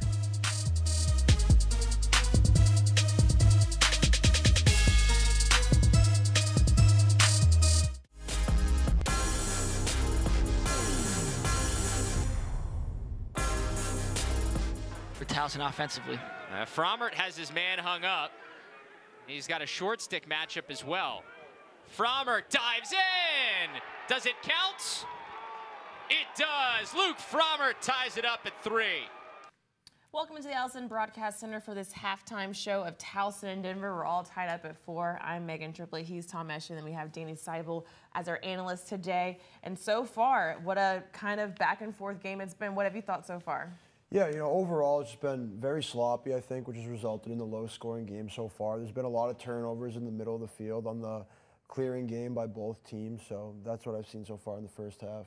Yeah, a little ugly, I guess, at some point. But there were some highlights. Let's take a look at the first half highlights, shall we? It wasn't all ugly, right? Let's get out there to Towson. There is Bill Tierney with his team after a 2-week layoff due to the storm. They couldn't play Ohio State last week. Towson coming off that loss to Duke. We go to the game. It's 1-0 Denver at this point. Great save by Tyler Canto in front. But there's a wild outlet pass, something that we've seen before in this game. Kobe Smith picks it up, takes it himself, and scores for the Tigers. So he takes advantage of that wild pass. 1-1, it's all tied up. A little bit later, in transition, Ethan Walker finding Austin French, who shot his save but ends up taking a really weird bounce and ends up being, I guess they would call it, an own goal. Watch, the ball bounces off Canto's stick, then off the defenseman, and into the goal. So an own goal. Denver takes a 2-1 lead. It's all tied up 2-2 later here. Denver with the ball. Ted Sullivan down the alley.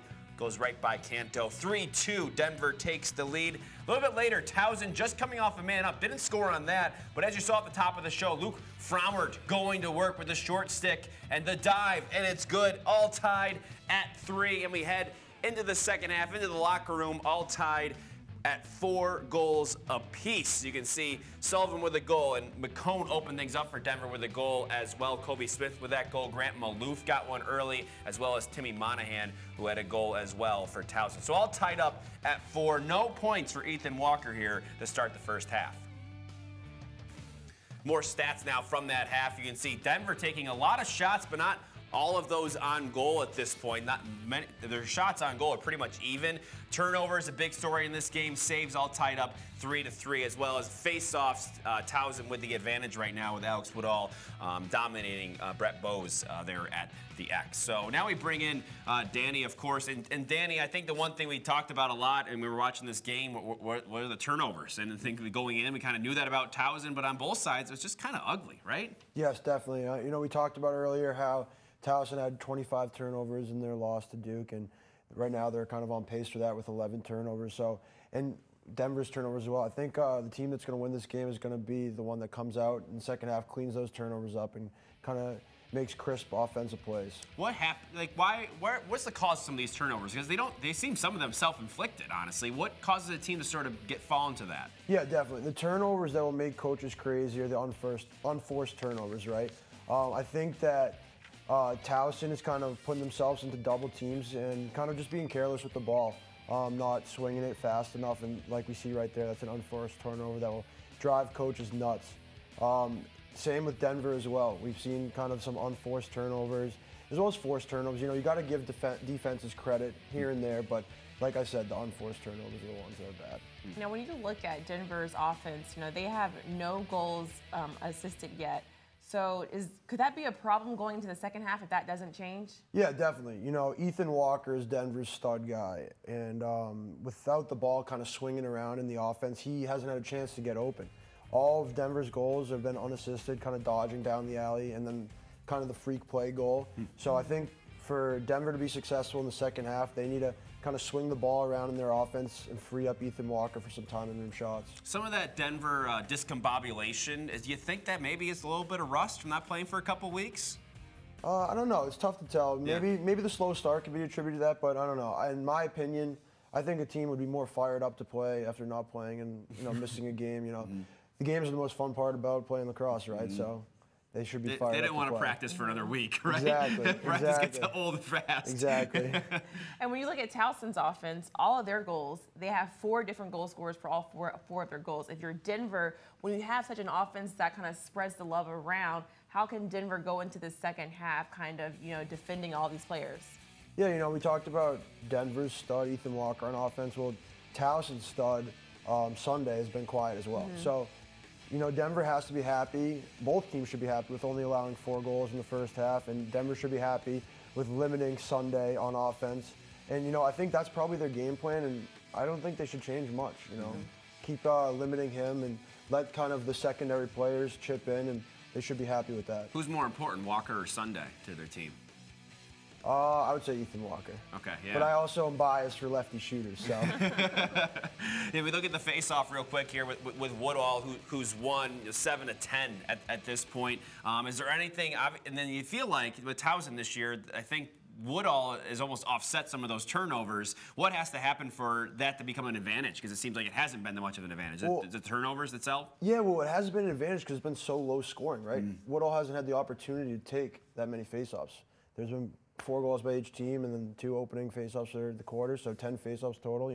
That's not enough to offset the turnovers, like you said, and that's not enough face-offs to kind of have him be that much of an advantage right now in the game. So if I was Towson, I'd try to push the pace of play, try to put some more goals in, try to play a little make it take it with Alex Woodall. Like more fast in transition type of plays? Definitely, yes. Okay. And not try to use the full shot clock. We saw a lot of possessions for Towson and Denver that they're really using the full 80 seconds, and I think a couple times that they got stops and shot clock violations. So if let's just say you're Bill Tierney or you're Sean Adelin in that locker room right now, what is your message to your team as you get ready for the second half? The message right now is, it's a 0-0 game, right? New game in the second half. I'm sure both coaches aren't happy with the first half performances, so kind of hit the reset button, new game, come out firing, and try to bring home a win. Start fresh, start anew. It is. It means 4-4, so it's tied. Yes. So that's a good time to use 0-0. I've heard 0-0 used in all sorts of situations, but now is a perfect time to use that, right? Are you still going with Towson? You picked Towson in our College Central pregame show. So now that you've seen the first half, any changes to that? I'm going to stick with my pick. Yeah. Okay. Okay. All right. Towson's still looking at the second half. All right. So we got other games going on right now across the country. Coming up, I guess, for better term. There's other games going on right now. Penn State's actually playing Cleveland State right now. They got a lead. Grant Met not playing right now in that game, and we've reached out to their staff. Haven't heard back just yet, so we're going to find out what's going on with Grant Met. But Penn State still with the big lead regardless in that game. Some of the other action around the country here coming up in just a few minutes. Penn Ivy League matchup with Cornell. That should be a good one. Notre Dame, Ohio State. Looking forward to that. That's coming up also at 1. And then later on this afternoon, North Carolina taking on Maryland, and Virginia and Johns Hopkins. We've also got a pretty good women's game going on right now as we speak, too. We do. This is, maybe Boston College's, I guess you would say, kind of first hard test that we weren't sure what it was going to look like. We would know more about Boston College. And Boston College up by 2 at the half over North Carolina down in Chapel Hill. Sam Apuzzo already has got 2 goals in the game. Dempsey Arsenal has 2 goals. But Tar Heels kind of keeping it close. Ortega with 2 goals, and McDaniels has 1 goal in the game at the half. Yeah, Boston College had a 5-1 lead to start this one. So North Carolina hanging it because it looked like another one of those Boston College games where there's all right, well, this is what they do. Right. But the Tar Heels showing the talent they've got, and they know each other pretty well from playing each other a couple times last year. The Tar Heels have been playing really, really well at home lately. And, they had that brand new, beautiful Lacrosse stadium. So they're trying to keep it close, but Boston College knows how to close it out. Yeah. So it should be a good game in the second half. They have had some closer first halves, Boston College this year. Second half's really been their way to go. All right, so don't forget, we will give you all the updates and all the analysis and all of the highlights coming up tonight at 9 p.m. Eastern for our nightly show, Lacrosse Now. 9 o'clock Eastern every night, which is always fun. And, of course, our Ellison College Central show every Saturday right here. And we'll be here throughout the game with updates. And, of course, Danny's going to join us again to break this one down after this one is all finished up. For Danny and Megan, I am Tom Mesh, and let's head back out to Johnny Unitas Stadium for the second half between Denver and Towson. Should be a good one.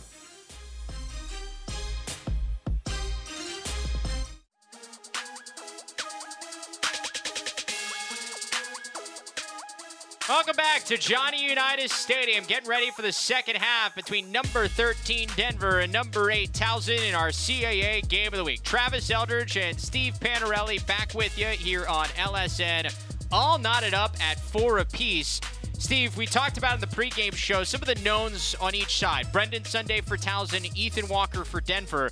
Those two attackmen quiet so far, but it's been some of the secondary options that have been the keys so far on both sides. It hasn't been the so-called stars, you know, the offensive stars of these teams, but for both teams, it's really been out of the midfield. You see out of transition right there from Smith, but it's been the offensive middies on both these teams have dominated the offensive game. And for Denver, 4 goals, 4 unassisted goals. It's just alley dodging Towson to death. And if the slide doesn't come, be a threat with the ball on your stick, and you're the guy. And so for Towson, started to get going there in the middle of that second quarter. This goal sparked them, gave them some life. But again, both offensive, it's really been out of their midfields. And you see Luke Frommert as one of the key pieces of this Towson offense down the stretch of that second quarter. He's got a goal and 2 assists, but Ted Sullivan at the other end, the sophomore midfielder, he has a pair of goals. He was able to answer there toward the end of the second quarter to leave us all tied up at 4 apiece as we get you ready for the second half. Turnovers were the other issue for both teams throughout this thing, and Towson not going to be happy with the 12 turnovers they had in the first half. No, and it's something that they made it a focus. They made it a point in practice all this week to try to clean it up.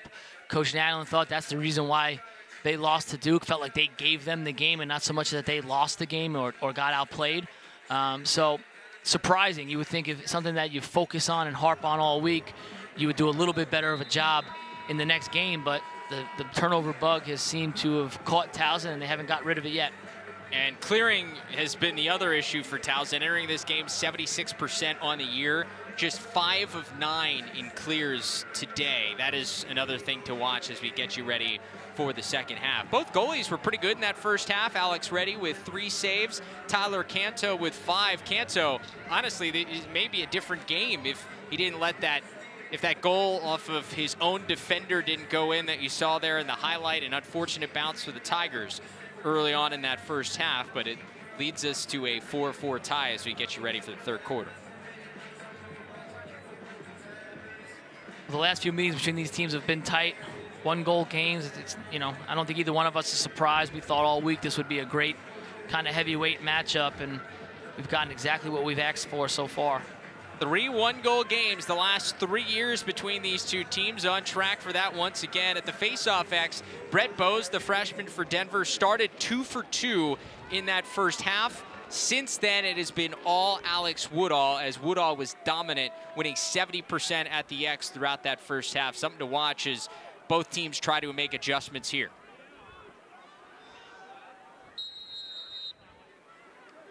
Woodall wins it to himself, but Danny Logan, the short stick for Denver, picks up the loose ball. Face-off win for the Pios. Won the draw clean, just couldn't find the ball. Both these teams looking for bounce-back wins. Towson coming in, losers of 2 straight. 2 tough games in losing to number 2 Duke last week on the road. Also lost to then number 2 Cornell a couple of weeks ago in a neutral site game in Charlotte. As for Denver, losing to Notre Dame a couple of weeks ago in a neutral site game in California. Their game last week that was supposed to happen at Ohio State did not happen because of some travel issues, as Canto makes an early stop here in the second half. But a fresh 80 seconds for Ethan Walker. Shot high.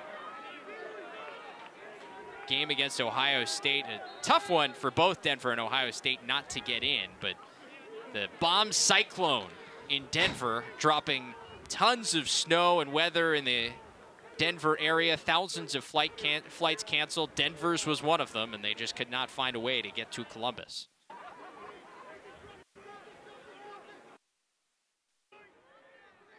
The old bomb cyclone. Ted Sullivan stopped by Canto. Another fresh 80 for Denver, but Canto with an early 2 stops.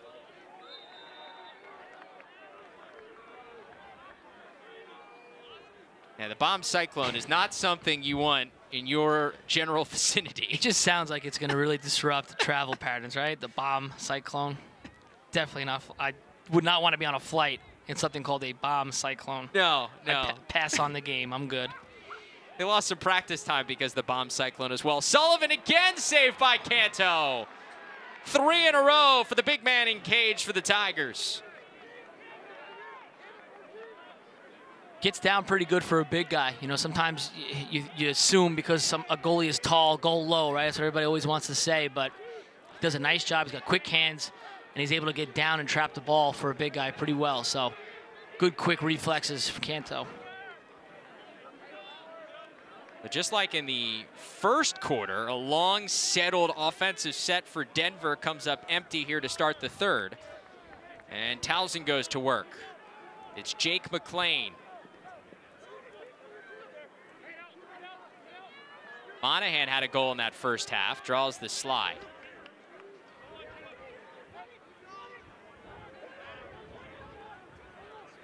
Step down shot, sails just high.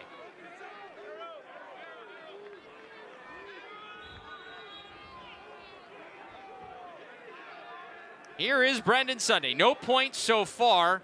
He's been the leader of this Towson team. He hands off for Frommert behind the cage. Frommert's been hot. Gets around, saved by Reddy. Monahan, the loose ball in front. Reddy out of his cage to get the loose ball.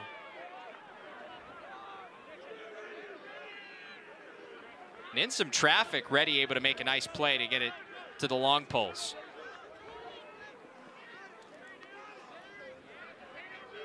And the transfer from Maryland, Matt Neufeld, makes a nice play to clear. Good pickup from Walker, too. Made it look easy, but that's not an easy play on the run, picking it up off the bounce like that. Looks like a veteran first baseman there. Exactly. It's almost baseball season, right? Yeah, we're getting there. Spring training. Yeah.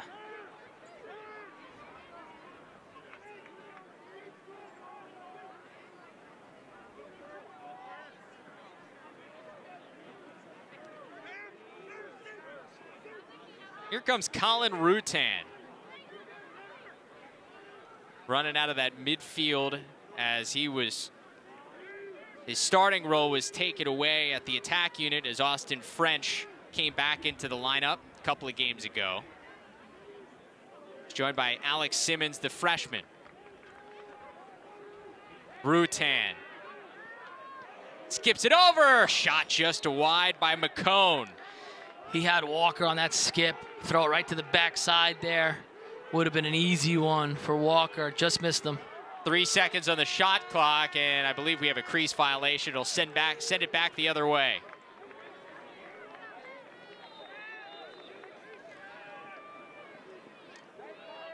And Jake McLean was stuck on the offensive midfielder there for Towson for that entire defensive set, but able to stand tall.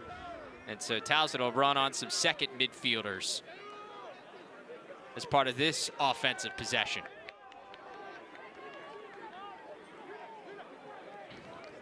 Matt Severo, number 12 in those throwback gold uniforms, still looking for his first goal of the season. Played in 2 games, dealing with an injury at the beginning part of the year, and hasn't quite gotten back to 100% in his feel of the game quite yet. As Sunday, he finally wakes up, his first goal of the afternoon. And I said it before, how he's a difficult matchup because of his size, because of his length and his long arms. You know, he could shoot from spots on the field that other guys can't just because of his size. And he can create angles with his shots because of his size. And he does a nice job of here taking it from X, coming around with his right hand. And he's able to, again, create that angle by extending his arms, using that long body to his advantage and burying it. So nice play from Sunday. Towson's offensive lead, and maybe this gets them going here in the second half because they could definitely use it. I love the story Coach Sean Nadelin told us this week about Sunday against Duke, because we saw him really all of a sudden just emerged in that second quarter, made some great plays. He said defensive coordinator Steve Grassi just started laying into him on the sideline because he was playing quiet and soft, and all of a sudden that flipped the switch for Sunday. He had somebody get in his face, woke him up, and he made JT Giles-Harris look silly, one of the best defenders in the country behind the cage on a great goal last week. So maybe he got a little somebody in his face during halftime. You know, it's signs of a good coach. You've got to know what your players, what makes them tick, what gets them going. And sometimes guys need that. You and I were talking about the Tom Izzo clip on the Michigan State with basketball yesterday. He's catching a lot of heat today, but sometimes a player needs that. And trust me, as a player, you appreciate it when a guy lets you know and they get you going, because sometimes, again, you just need that little jump start. Monahan! Timmy Monahan with his second goal of the day.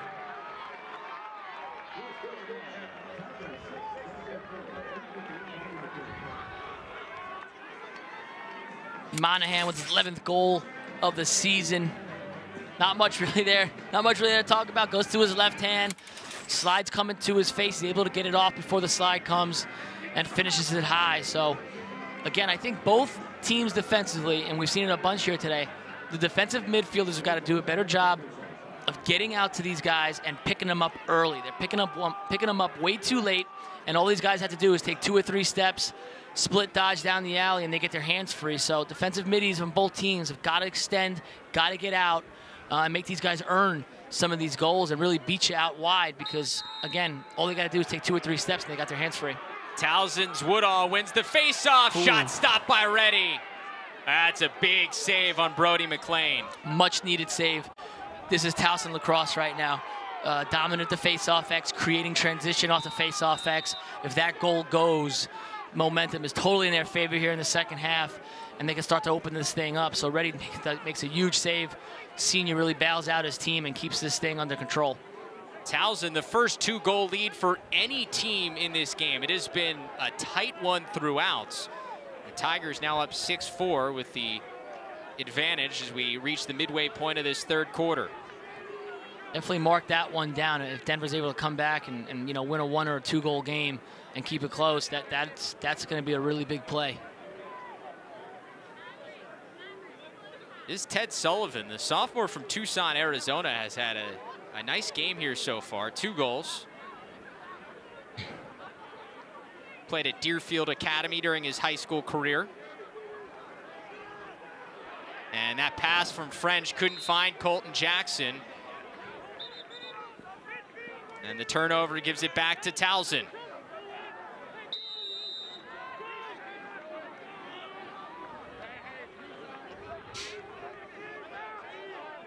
Big opportunity to take a 3-goal lead here for the Tigers.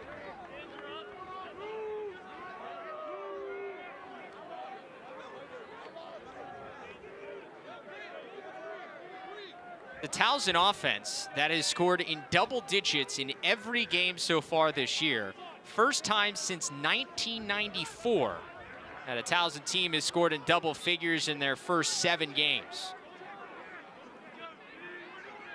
Double-digit goals usually leads to wins. You know, you get over 10, you usually feel pretty good about your chances in a game. Frommert looking for that roll back for the dive, and it's stripped away. Logan showing off the Jets. Logan off the post. Couldn't hit that pipe any more solid. You actually saw the net move up. I mean, he hit that thing dead on, dead middle of the crossbar. Just a few inches away from a goal because he had the goalie beat. And so Towson will settle things down. We come back the other way. Tough break for the short stick defensive midfielder looking for his 3rd goal of the season.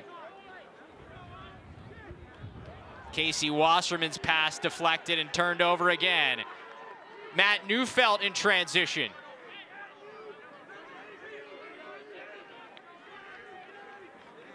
And the freshman Ellis Geis going to settle it down for Denver. Ellis Geis has been quite the emergent player for Denver. Came in and was one of the reasons that Colin Rutan was bumped out of that starting attack unit when Austin French came back, because he's been really good. Scored 12 goals so far this season, 18 points. A guy that Coach Tierney was advocating for as maybe one of the top freshman performers in the country so far. Geis, hands free, just enough by Canto.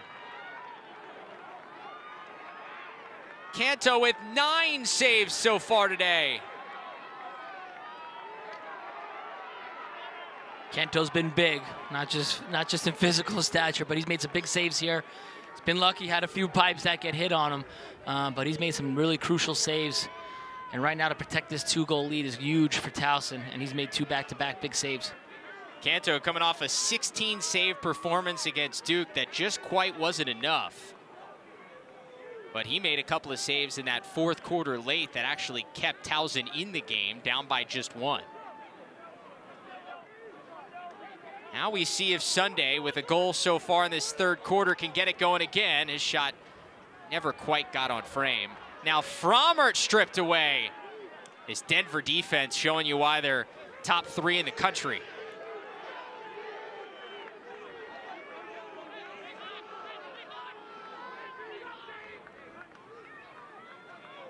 Geis thought about it.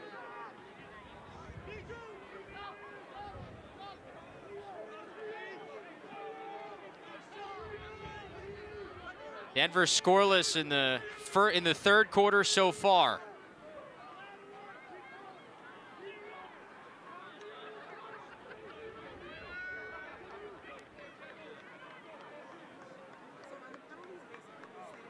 Ethan Walker is still scoreless on the game.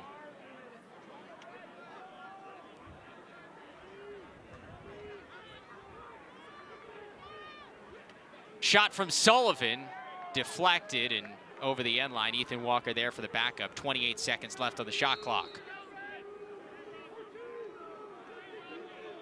French's pass deflected and taken away by Chad Patterson.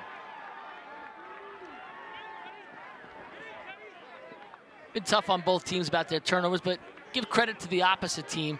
You know, a lot of long-range defensemen out there, done a nice job of getting sticks in passing lanes and applying pressure at certain points. And they've both defenses have slid well and had some easy double teams kind of fall into their lap, and they've capitalized on it. So both defenses have done a nice job in creating some of these turnovers as well.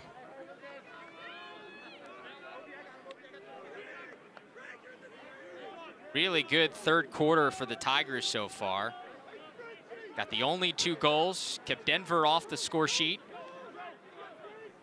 Greg I looking to add on. Brommert's pass handled nicely by Sunday, but the quick double and it's stripped away. Denver's been bringing extra help on Sunday early, and that was another case of that. Again, a good opportunity for that double team. I just talked about it. It was another place where guy with the ball dodges to a spot where you're close enough, back is turned to you, or he's got his hands jammed up a little bit. You slide, bring that double team, create that turnover. Jack Hanna back to Austin French. Now Ellis Geis. Horn's been giving us trouble all day here. Had some issues right from the start. Yeah, the shot clock reset to 80, which it shouldn't have. And so our crew is going to have to figure out what that number should be at.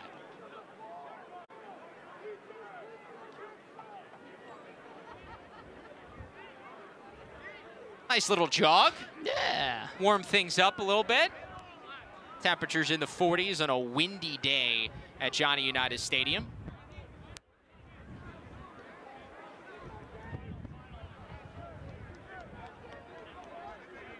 Denver has not been shut out in a quarter yet this season.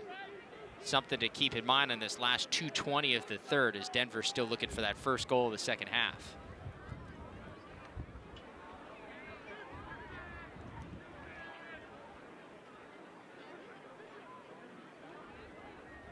Steve, as we wait for them to figure out the shot clock situation here, This is an important non-conference game for both of these teams as they head toward conference play.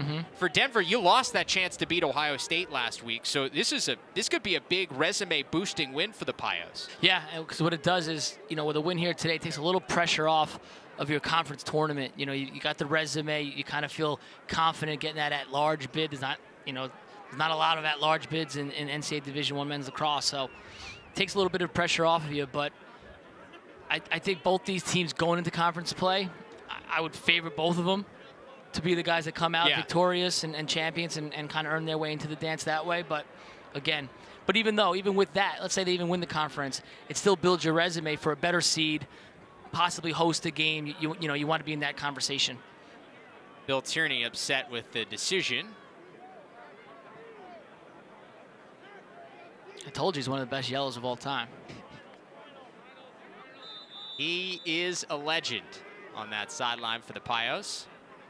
Coach Sean Nadalin said in his 3 years as an assistant under Coach Tierney at Princeton, he wished he had an audio recorder for the entire time he was in the office, just taking all the knowledge he could from spending time with Coach Tierney.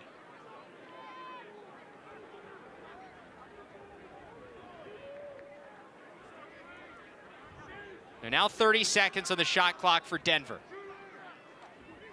Walker, tough angle there, couldn't get it on frame.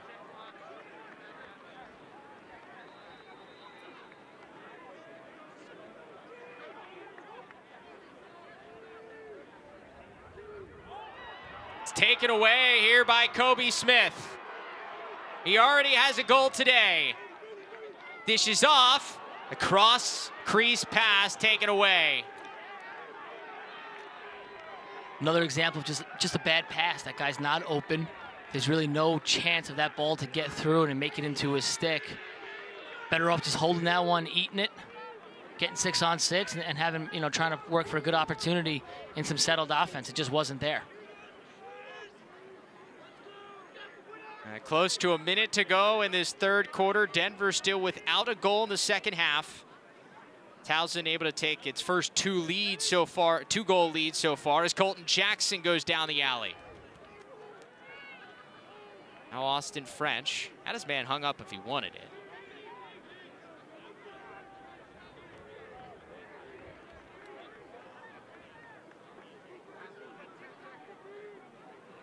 Jackson's pass deflected all the way through to Canto.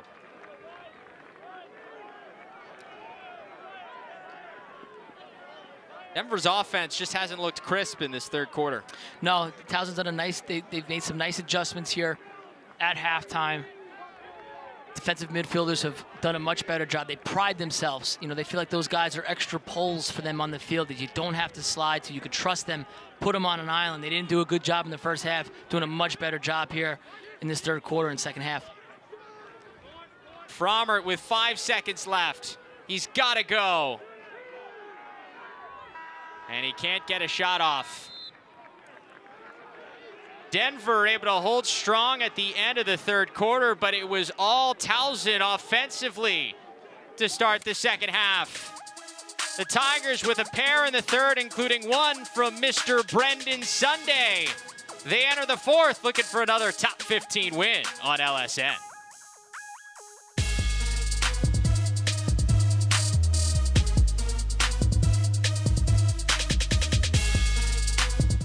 Hey everybody, Tom Ashton here in the LSN studios after 3, 6-4 Towson. Another huge weekend though on the women's side too. BC and UNC in action as we speak in the women. Another huge matchup tomorrow when JMU hosts second-ranked Maryland. You can see that right here in LSN. On Wednesday, 7th-ranked Virginia went into 6th-ranked JMU in Harrisonburg and won 14-9. The Dukes got down early, 8-4 in the first half. They had a strong second half, just wasn't enough, falling 7-2. Their other loss coming to North Carolina in week 1. Meanwhile, second-ranked Maryland improving to 9-0 after dominating Penn State 17-6 on Thursday. The Terps were down early, but then got quite the speech from Kathy Reese and responded quite well. Both those teams playing 9 games thus far this year. Maryland's playing some really tough competition, and their numbers still looking good despite all that. JMU with some tough opponents. I don't think your schedule's been as tough as Maryland's. The Terps allowing just 6.5 goals a game. You can see that game right here, Lac Sports Network on Sunday, 12:30 p.m. Eastern Time. It's free here on LSN and the LSN app. Should be a good one for sure. And don't forget to watch Lacrosse Now later on tonight. We'll do even a bigger preview of that game for everybody. But for now, we've got a good fourth quarter in store. We'll see if Denver can get back on the board in Johnny Unitas Stadium against Towson. So let's get you back to Johnny Unitas Stadium for that fourth quarter.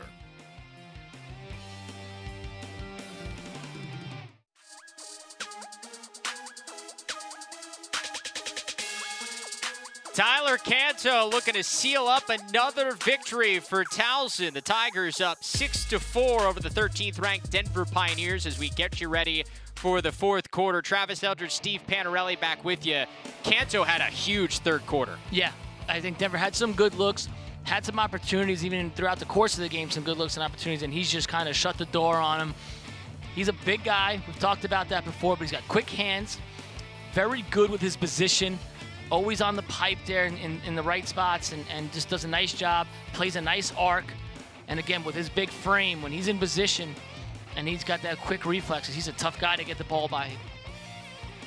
Tyler Canto, the junior from Billerica, Massachusetts, 6'6", 245 there in frame. Doesn't give other teams a lot of space to shoot.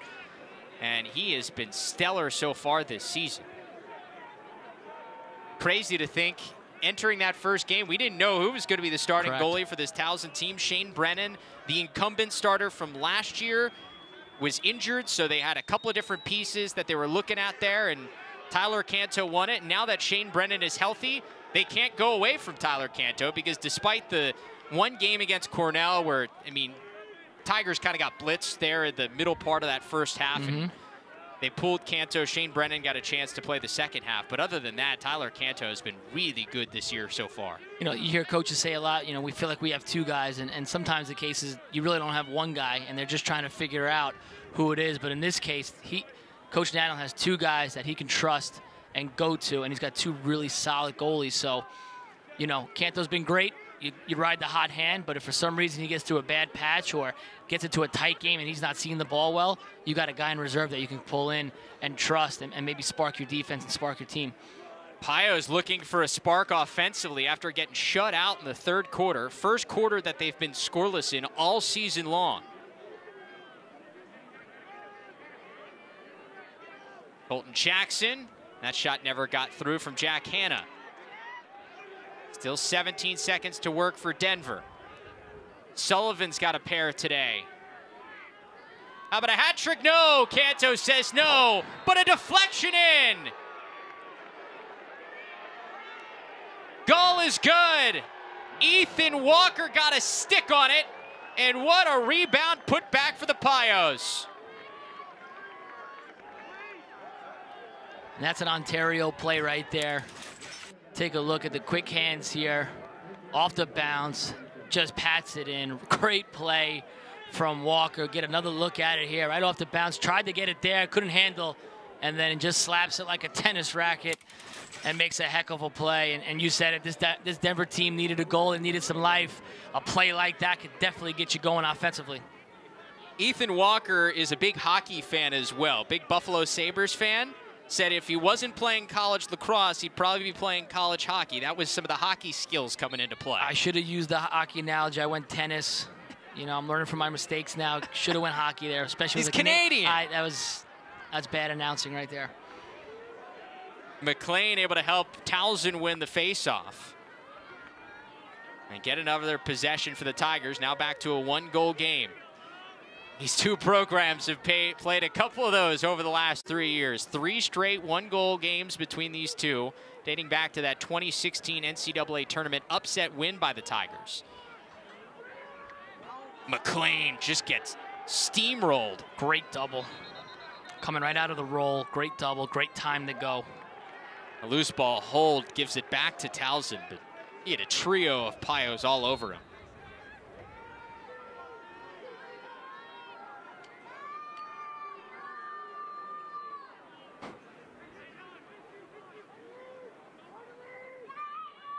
McLean across to Monahan.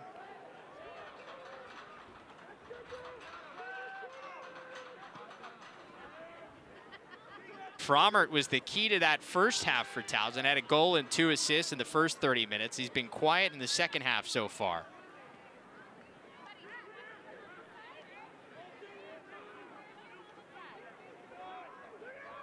Monahan tries to get it through to Frommert. It's deflected. And scooped up by Brett Greenlee.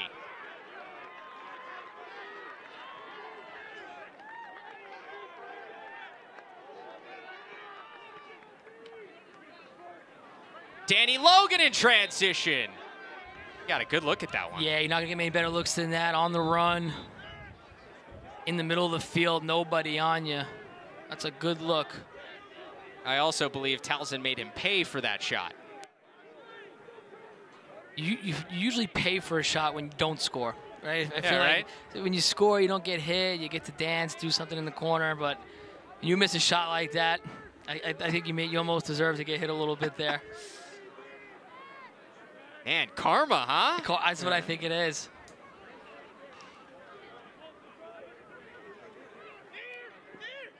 See if Sullivan going for the hat trick. Oh, he had French on the backside. Just couldn't collect.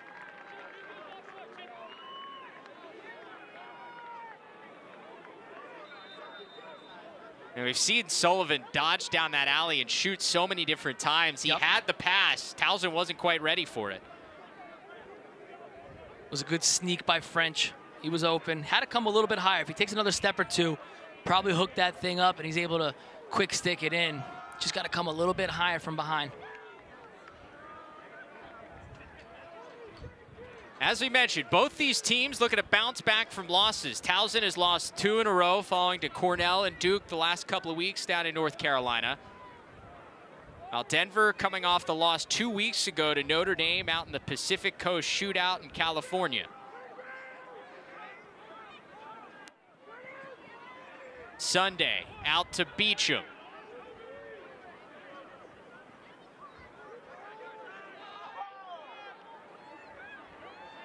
This Denver defense has been tough all afternoon long. That shot didn't quite get through, I don't believe. And still 18 seconds on the shot clock for Towson.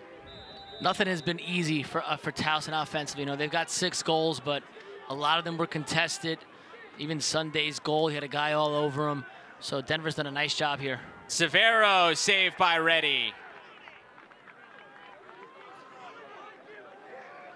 And it's about where you'd expect a Denver defense to be, giving up just 8 goals per game so far this year, ranks 3rd in the country and on pace to do that once again.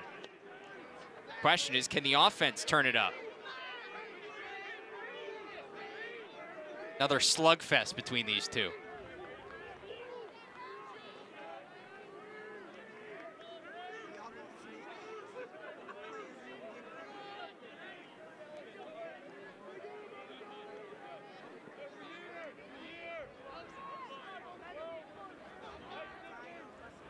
See Towson defensive midfielders going out and playing these guys now.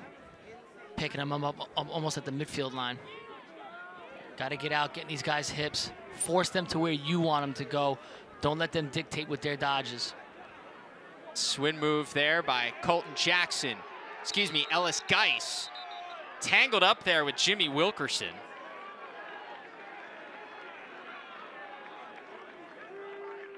And I believe there's a timeout there by Denver to keep possession with under 20 seconds there on the shot clock. We'll step aside. Towson holding on to a 1-goal lead. The CAA game of the week here on Lac Sports Network.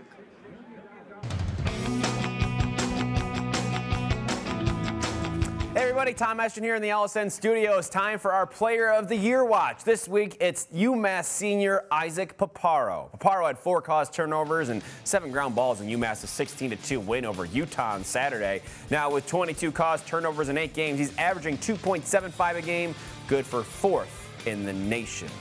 Paparo winning the CAA Player of the Week honor for last week. This season, Paparo has 36 ground balls along with 3 goals and 2 assists. Not bad for a close defenseman. All of his numbers this year already approaching his numbers from last year, and he's played about half the amount of games. His Minutemen in action against Brown later on today. So Isaac Paparo, the subject of this week's Player of the Year watch. Tune in every week to see who will be next. But for now, get you back out to the game.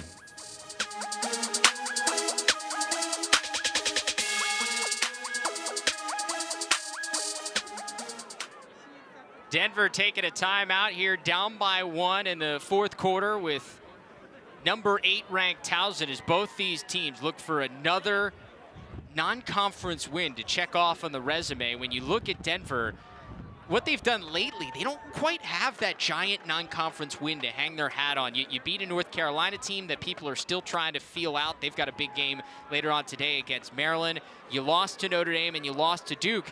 They go to Princeton on Tuesday as they continue their spring break trip. And you talked about they'd lose that game with Ohio State, undefeated. Would have been a great opportunity for them to get that first real signature win.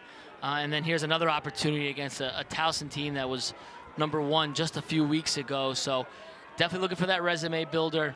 I could definitely use, this win for sure. So coming out of the timeout, under 20 seconds left on the shot clock here for Denver. Ethan Walker stripped away originally, but to hold on to it. 4 seconds left on the shot clock. And guess who comes out of that scrum with it? Zach Goodrich, the All-American.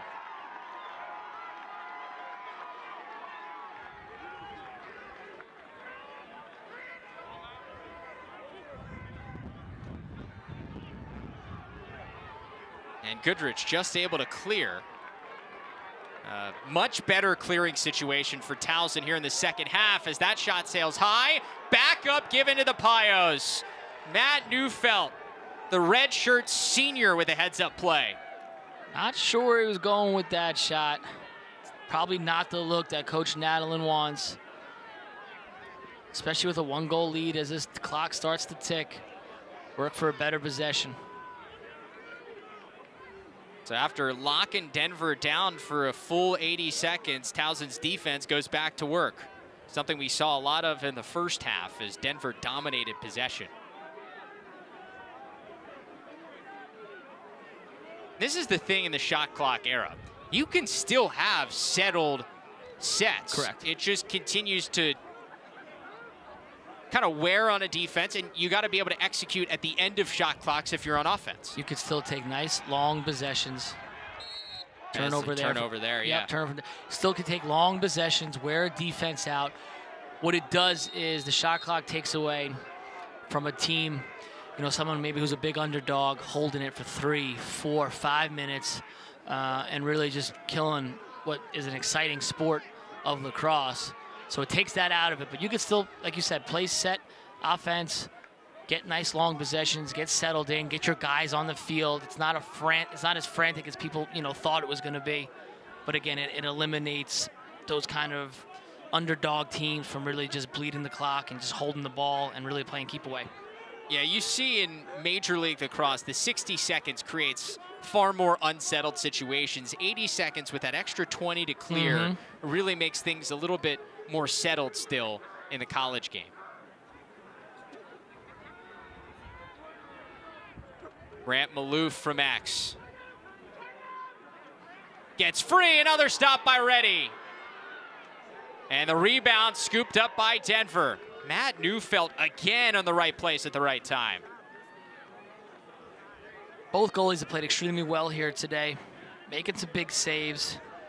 Haven't really talked about those guys enough of how they've made the big saves and really bailed their defenses out the few times that they've broken down.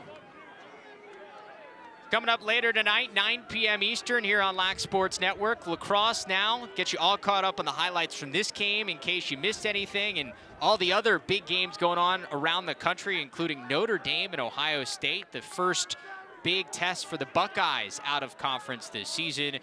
Analyst Danny Seibel, the former Villanova standout, in studio, get you all caught up on everything going on around Saturday's college lacrosse action. So if you were watching basketball throughout the day and you missed something, tune into Lacrosse Now tonight, 9 p.m. Eastern. Skip pass across. That one, I think Canto got a piece, or it got a piece of the net because it reset the shot clock to 80. Colin Rutan.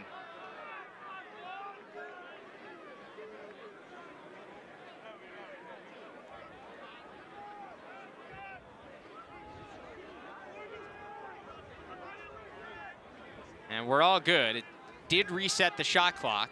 So somebody got a piece of that. Now under 6 minutes to go. Denver down 1. It's been the tradition in this mini rivalry we've developed over the last 3 years. 3 straight one-goal games. Included last year, a crazy overtime finish that Denver won at Peter Barton Stadium. Rutan. Tough angle from Walker, stopped by Canto. But Rutan there for the rebound, and another 80 seconds for Denver. I feel like we've seen more resets today than I've seen all year. Jack Hanna shot wide.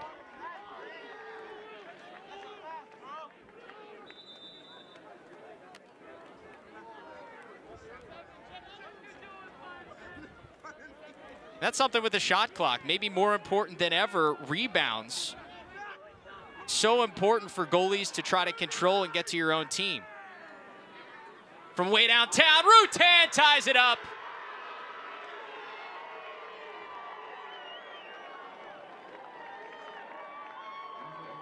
And Rutan dials it in from distance. One of the few times that Denver's been able to beat Canto from the outside. Goes low on the big guy. Gets his hands free. Little crow hop. Able to beat the Towson goalie. Gets this game tied up at 6. And this is where this Denver team could possibly feel the loss of Trevor Baptiste.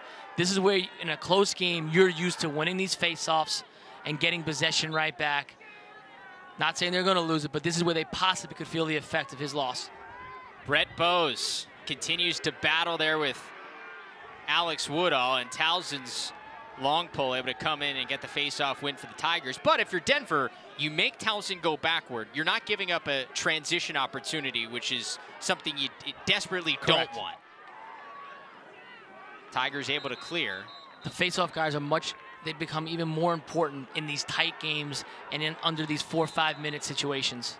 It's a turnover for Towson. We're going back the other way.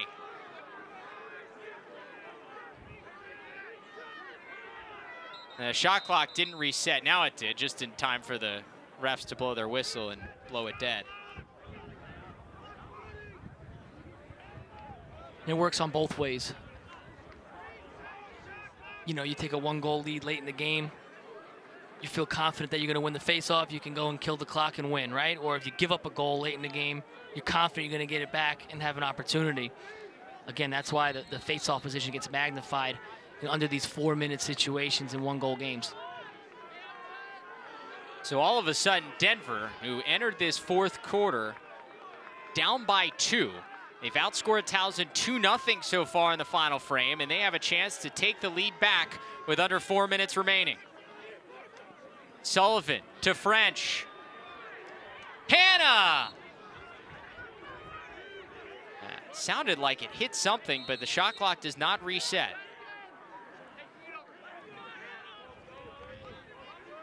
Denver was asking for that shot clock reset. Instead, it stays now under 50. Hanna again.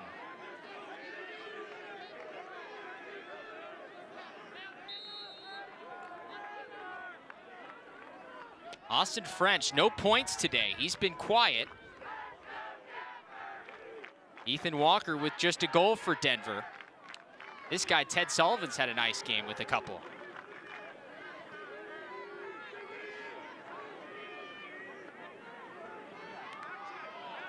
Stick got deflected there on the shot.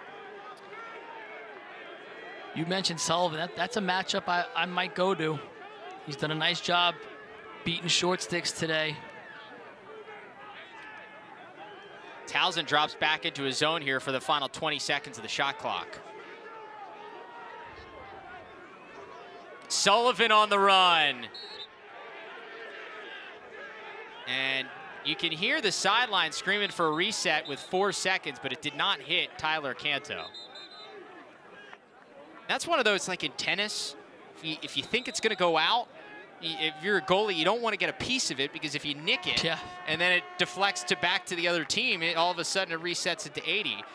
That's a tough decision to make. Yeah, it's coming, you don't want to let it go. Yeah, right. It's coming fast. It's coming hot. So Towson gets a big stop. Where do you go if you're the Tigers here? I mean, Sunday's been quiet, but he's been your guy all year long. Do you try to put it in his stick at some point here? I wouldn't go there. I like both teams' offensive midfielders attacking the short sticks. That's where both teams have had the most success. And even sometimes with Towson, what they've been successful with is the initial dodge, drawing the slide, and then the ball movement, and there's a sloppy turnover. And we talked about how those turnovers can kill you in close games. And 2:05 left, you've got possession, game tied up, and you sail one out of bounds. That's the difference between, you know, a top 5 team and kind of where Towson's out right now. You've got to control your turnovers. You can't have, especially late in the game, you can't have these bad turnovers. 19th turnover of the game for the Tigers. Coming off a game against Duke where they turned it over 25 times in that loss, where they had a lead in the 4th quarter against the Blue Devils. Just couldn't quite close. Coach Nadalin was pretty upset about that one this week, feeling like they kind of let one get away down in Durham.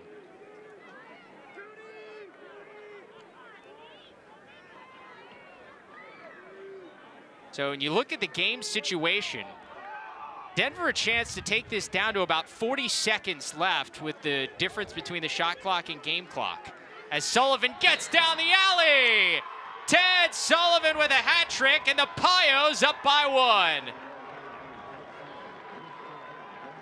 Sullivan making me look good, like I actually know what I'm talking about in here. I said that's the matchup I liked. He's had success all day against these Towson short stick D middies, and every time the slide hasn't came or been late, he's been able to capitalize, and he does it again right here. Left-handed alley dodge. We talk about alley dodges a lot today, but that's been the key to Denver's offensive success. And Sullivan right there with the hat trick.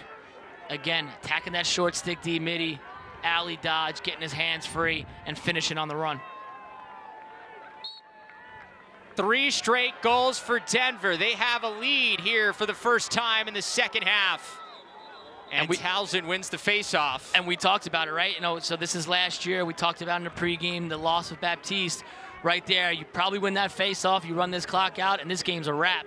Now Towson comes back, their stud faceoff guy, the complete opposite, the mirror of what it's been for Denver the last few years. Now they've got to play defense, and they're going to have to earn this win on the defensive side of the ball. As Towson goes down the stretch here, a reminder that we've got the Tigers again next week here on our CAA Game of the Week. They open up conference play, welcoming Hofstra to Johnny Unitas Stadium. That's coming your way next Saturday, March 30th, as we're finally into conference play starting next week in the CAA. Coming up April 6th and 7th.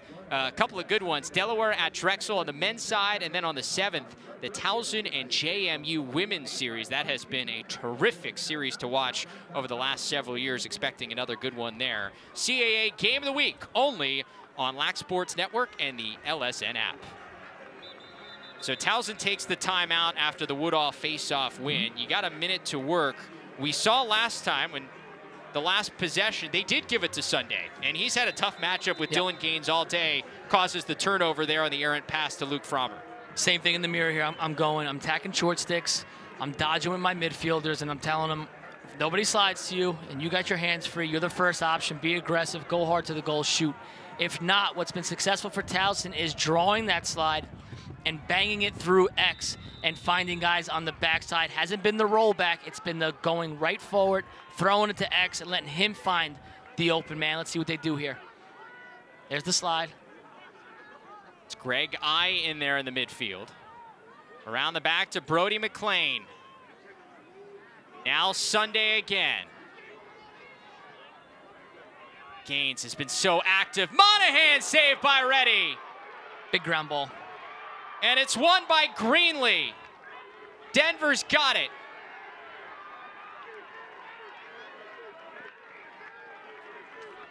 What a takeaway by Towson. It's out of bounds off the Pios, and the Tigers get it back. And we've talked about their clearing struggles, unable to handle the ball, timeout. Got to clear the ball first before you can get on offense and score. So see what Towson does coming out of the timeout. What an effort here by the Tigers, because that ball, if it crosses midfield with uncontested, this game essentially may be over. Correct. No, this is a huge play. Huge ride right here. Who makes that check? I couldn't see the number there. It really was the attackman who went over the head and made the first check. Oh, we still couldn't see the number. Still can't see it. He's an unnamed, unknown man, but he made a heck of a play. And he's the one that really caught the stick first, went over the head, dove out, sold out for it. That's what caused him to bobble. And then Towson defender was able to finish him off there. But again, Towson ball. Before we can even talk about them, what they're going to do offensively, they've got to clear the ball. They've struggled there all season long. Got to take care of it, get it to your offense, and you've got to go quick. 26 seconds is not a lot of time. Got to get right into your offense right away. Hey, no surprise. We've got a one-goal game Correct. between these two top 15 teams. Looks like it's going to be the 4th straight one-goal game between these two. And if you're Denver right now, the whole purpose of your ride right now is to just kill clock. You want to make them throw over passes. You want to make them go backwards first. Make them use as much clock before they can clear it.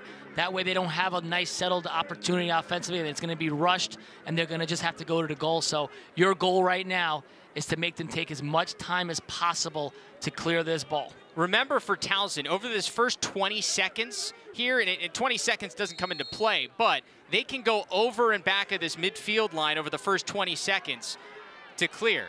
They are able to clear here. They're off. And they're offsides. That is a brutal mistake for the Tigers. 13 seconds left. Denver's just going to heave it.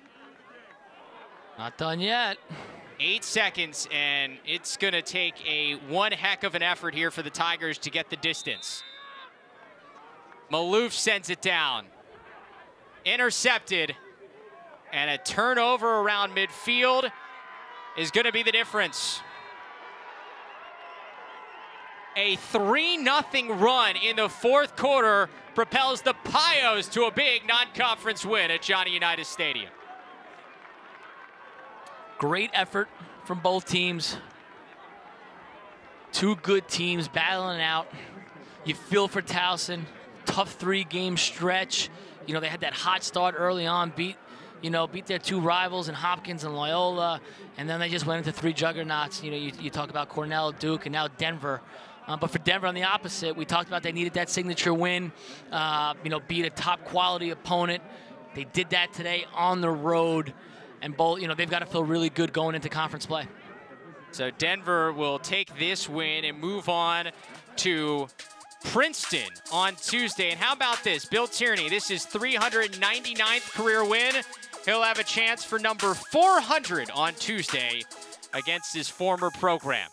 Another one-goal thriller between these two. Our final score from Johnny Unitas Stadium, Denver 7, Towson 6. Thanks for watching our CAA Game of the Week on Lac Sports Network. For Steve Panarelli, our producer Dylan Hand, and our entire crew, I'm Travis Eldridge. Our next CAA Game of the Week comes your way next Saturday. These Tigers back in action at Johnny Unitas Stadium against CAA rival Hofstra. But right now, we send you back into the LSN Broadcast Center.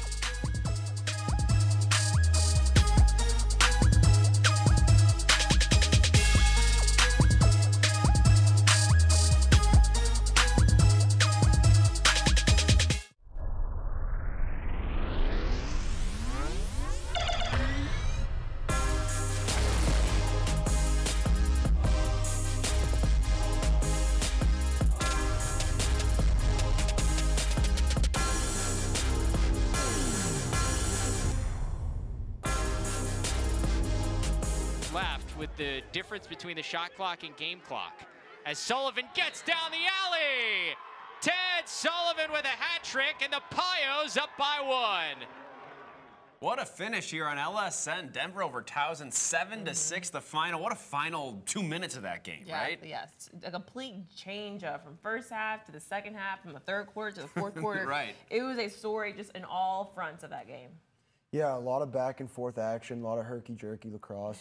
And, it was an exciting ending to the game down the stretch. What did you think of that last sequence, Danny? Yeah, I thought, they were coming down the field and they had a bad turnover, give Towson an extra chance at the end. And ultimately they weren't able to capitalize on it, and Denver made just kind of one more play down the stretch at the end of the game to secure that victory. Yeah, what a comeback for Denver. Now let's take a look at what happened in this one for sure, and not take a look at Danny. We do like looking at Danny. Always a good. Thanks for smiling, Danny. Appreciate it, man. There is Bill Tierney, as this was an interesting one throughout. As we mentioned, kind of a sloppy first half. Great save here by Tyler Canto in front. He does get an outlet, so it's sort of bouncing along there. Outlet's always an adventure for both these teams. But there's Kobe Smith who scoops it up, and he's an adventure on offense. He scores for the Tigers 1-1. It's all tied up. We go a little bit later. Transition, Denver. Ethan Walker to Austin French. The ball bounces off of Canto's stick this time,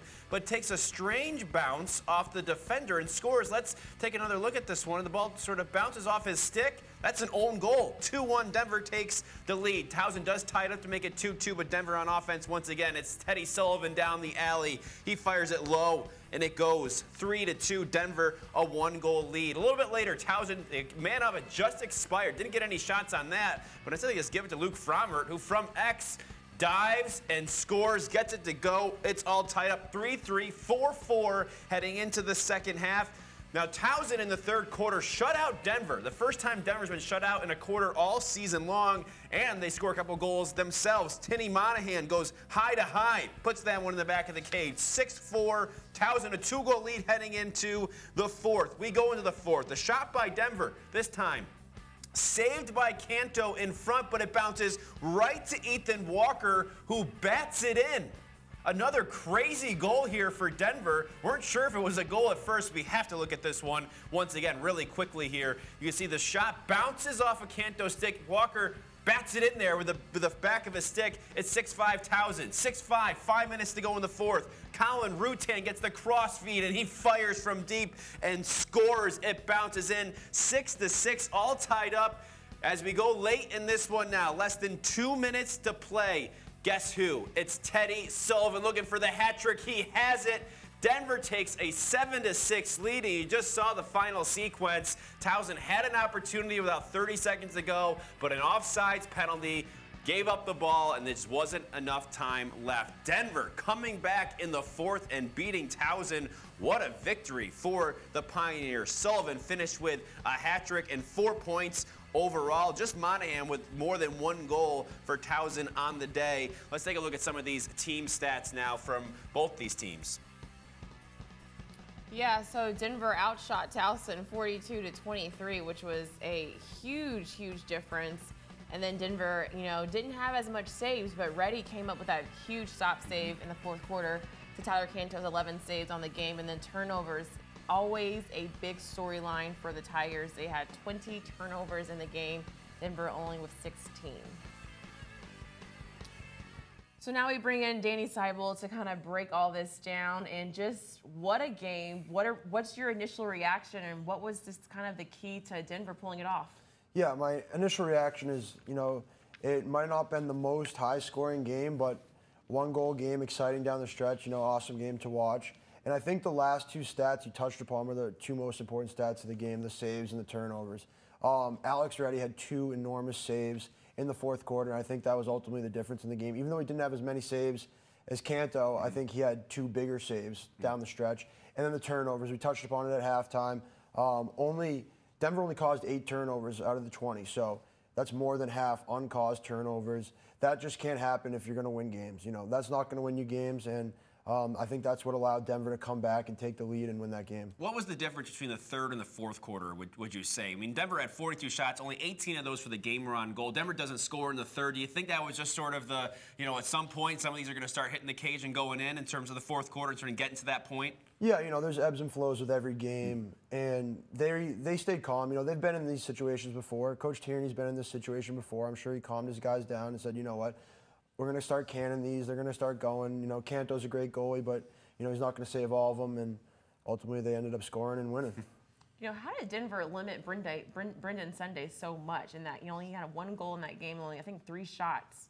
Yeah, I think Denver was very quick to double him, and I think, the Denver defensive game plan was that, we're not going to let this guy beat us. You know, if he wants to pass the ball, let them try to score on us, but we're not going to let this guy take over this game like he has in so many games earlier this season.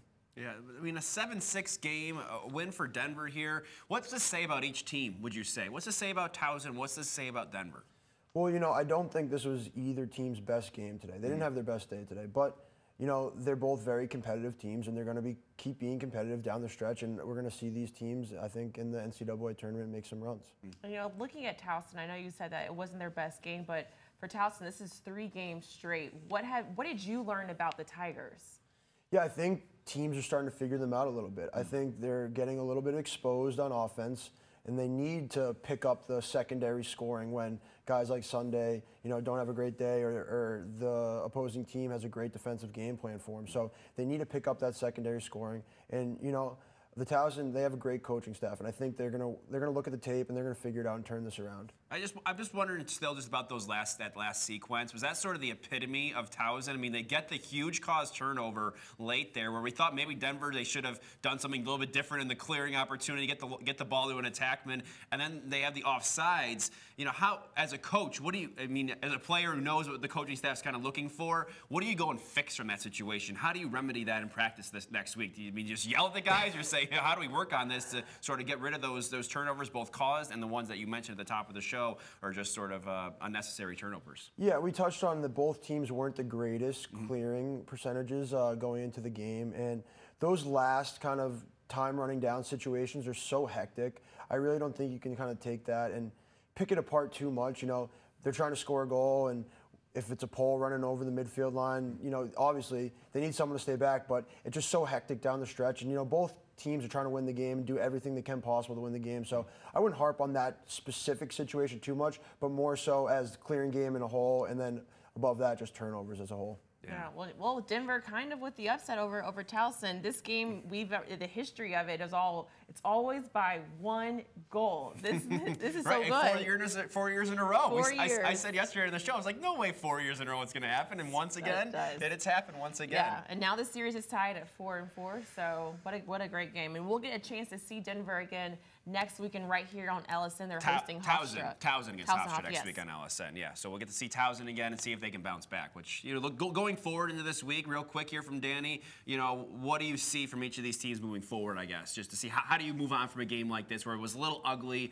not pretty all the time? Yeah, I mean, like I said earlier, it wasn't each team's best game. So I think that both of these teams, you know, can do better, and I think that they will do better. Towson has a great opportunity to bounce back against Hofstra this coming up week, and I think they will. You know, I see them beating Hofstra, but I think, you know, you don't fully go back to the drawing board. You just, you know, work on those little things, limiting those turnovers, and, you know, trying to can a few more shots.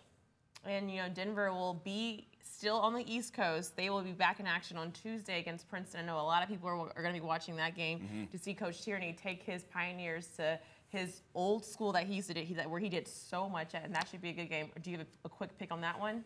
Off the top of my head, before kind of digging too deep into it, I'm going to go with Denver.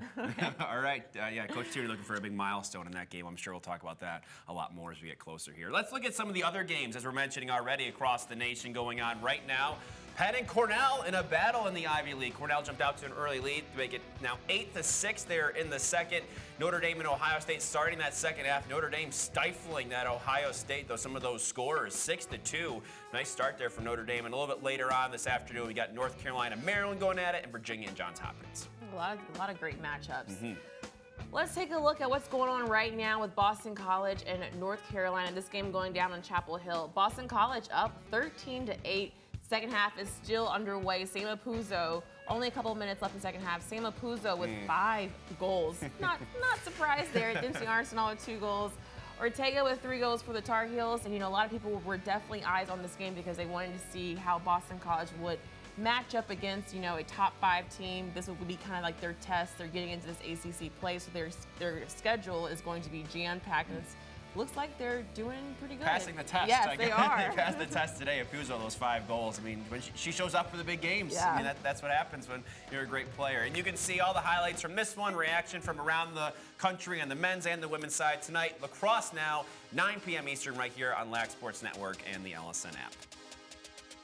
And that'll do it for our post-game show. Thank you so much, Janie. What a game. So Denver goes to Towson and defeats them 7-6. Thanks for joining us. We'll see you tonight at 9 p.m. Eastern.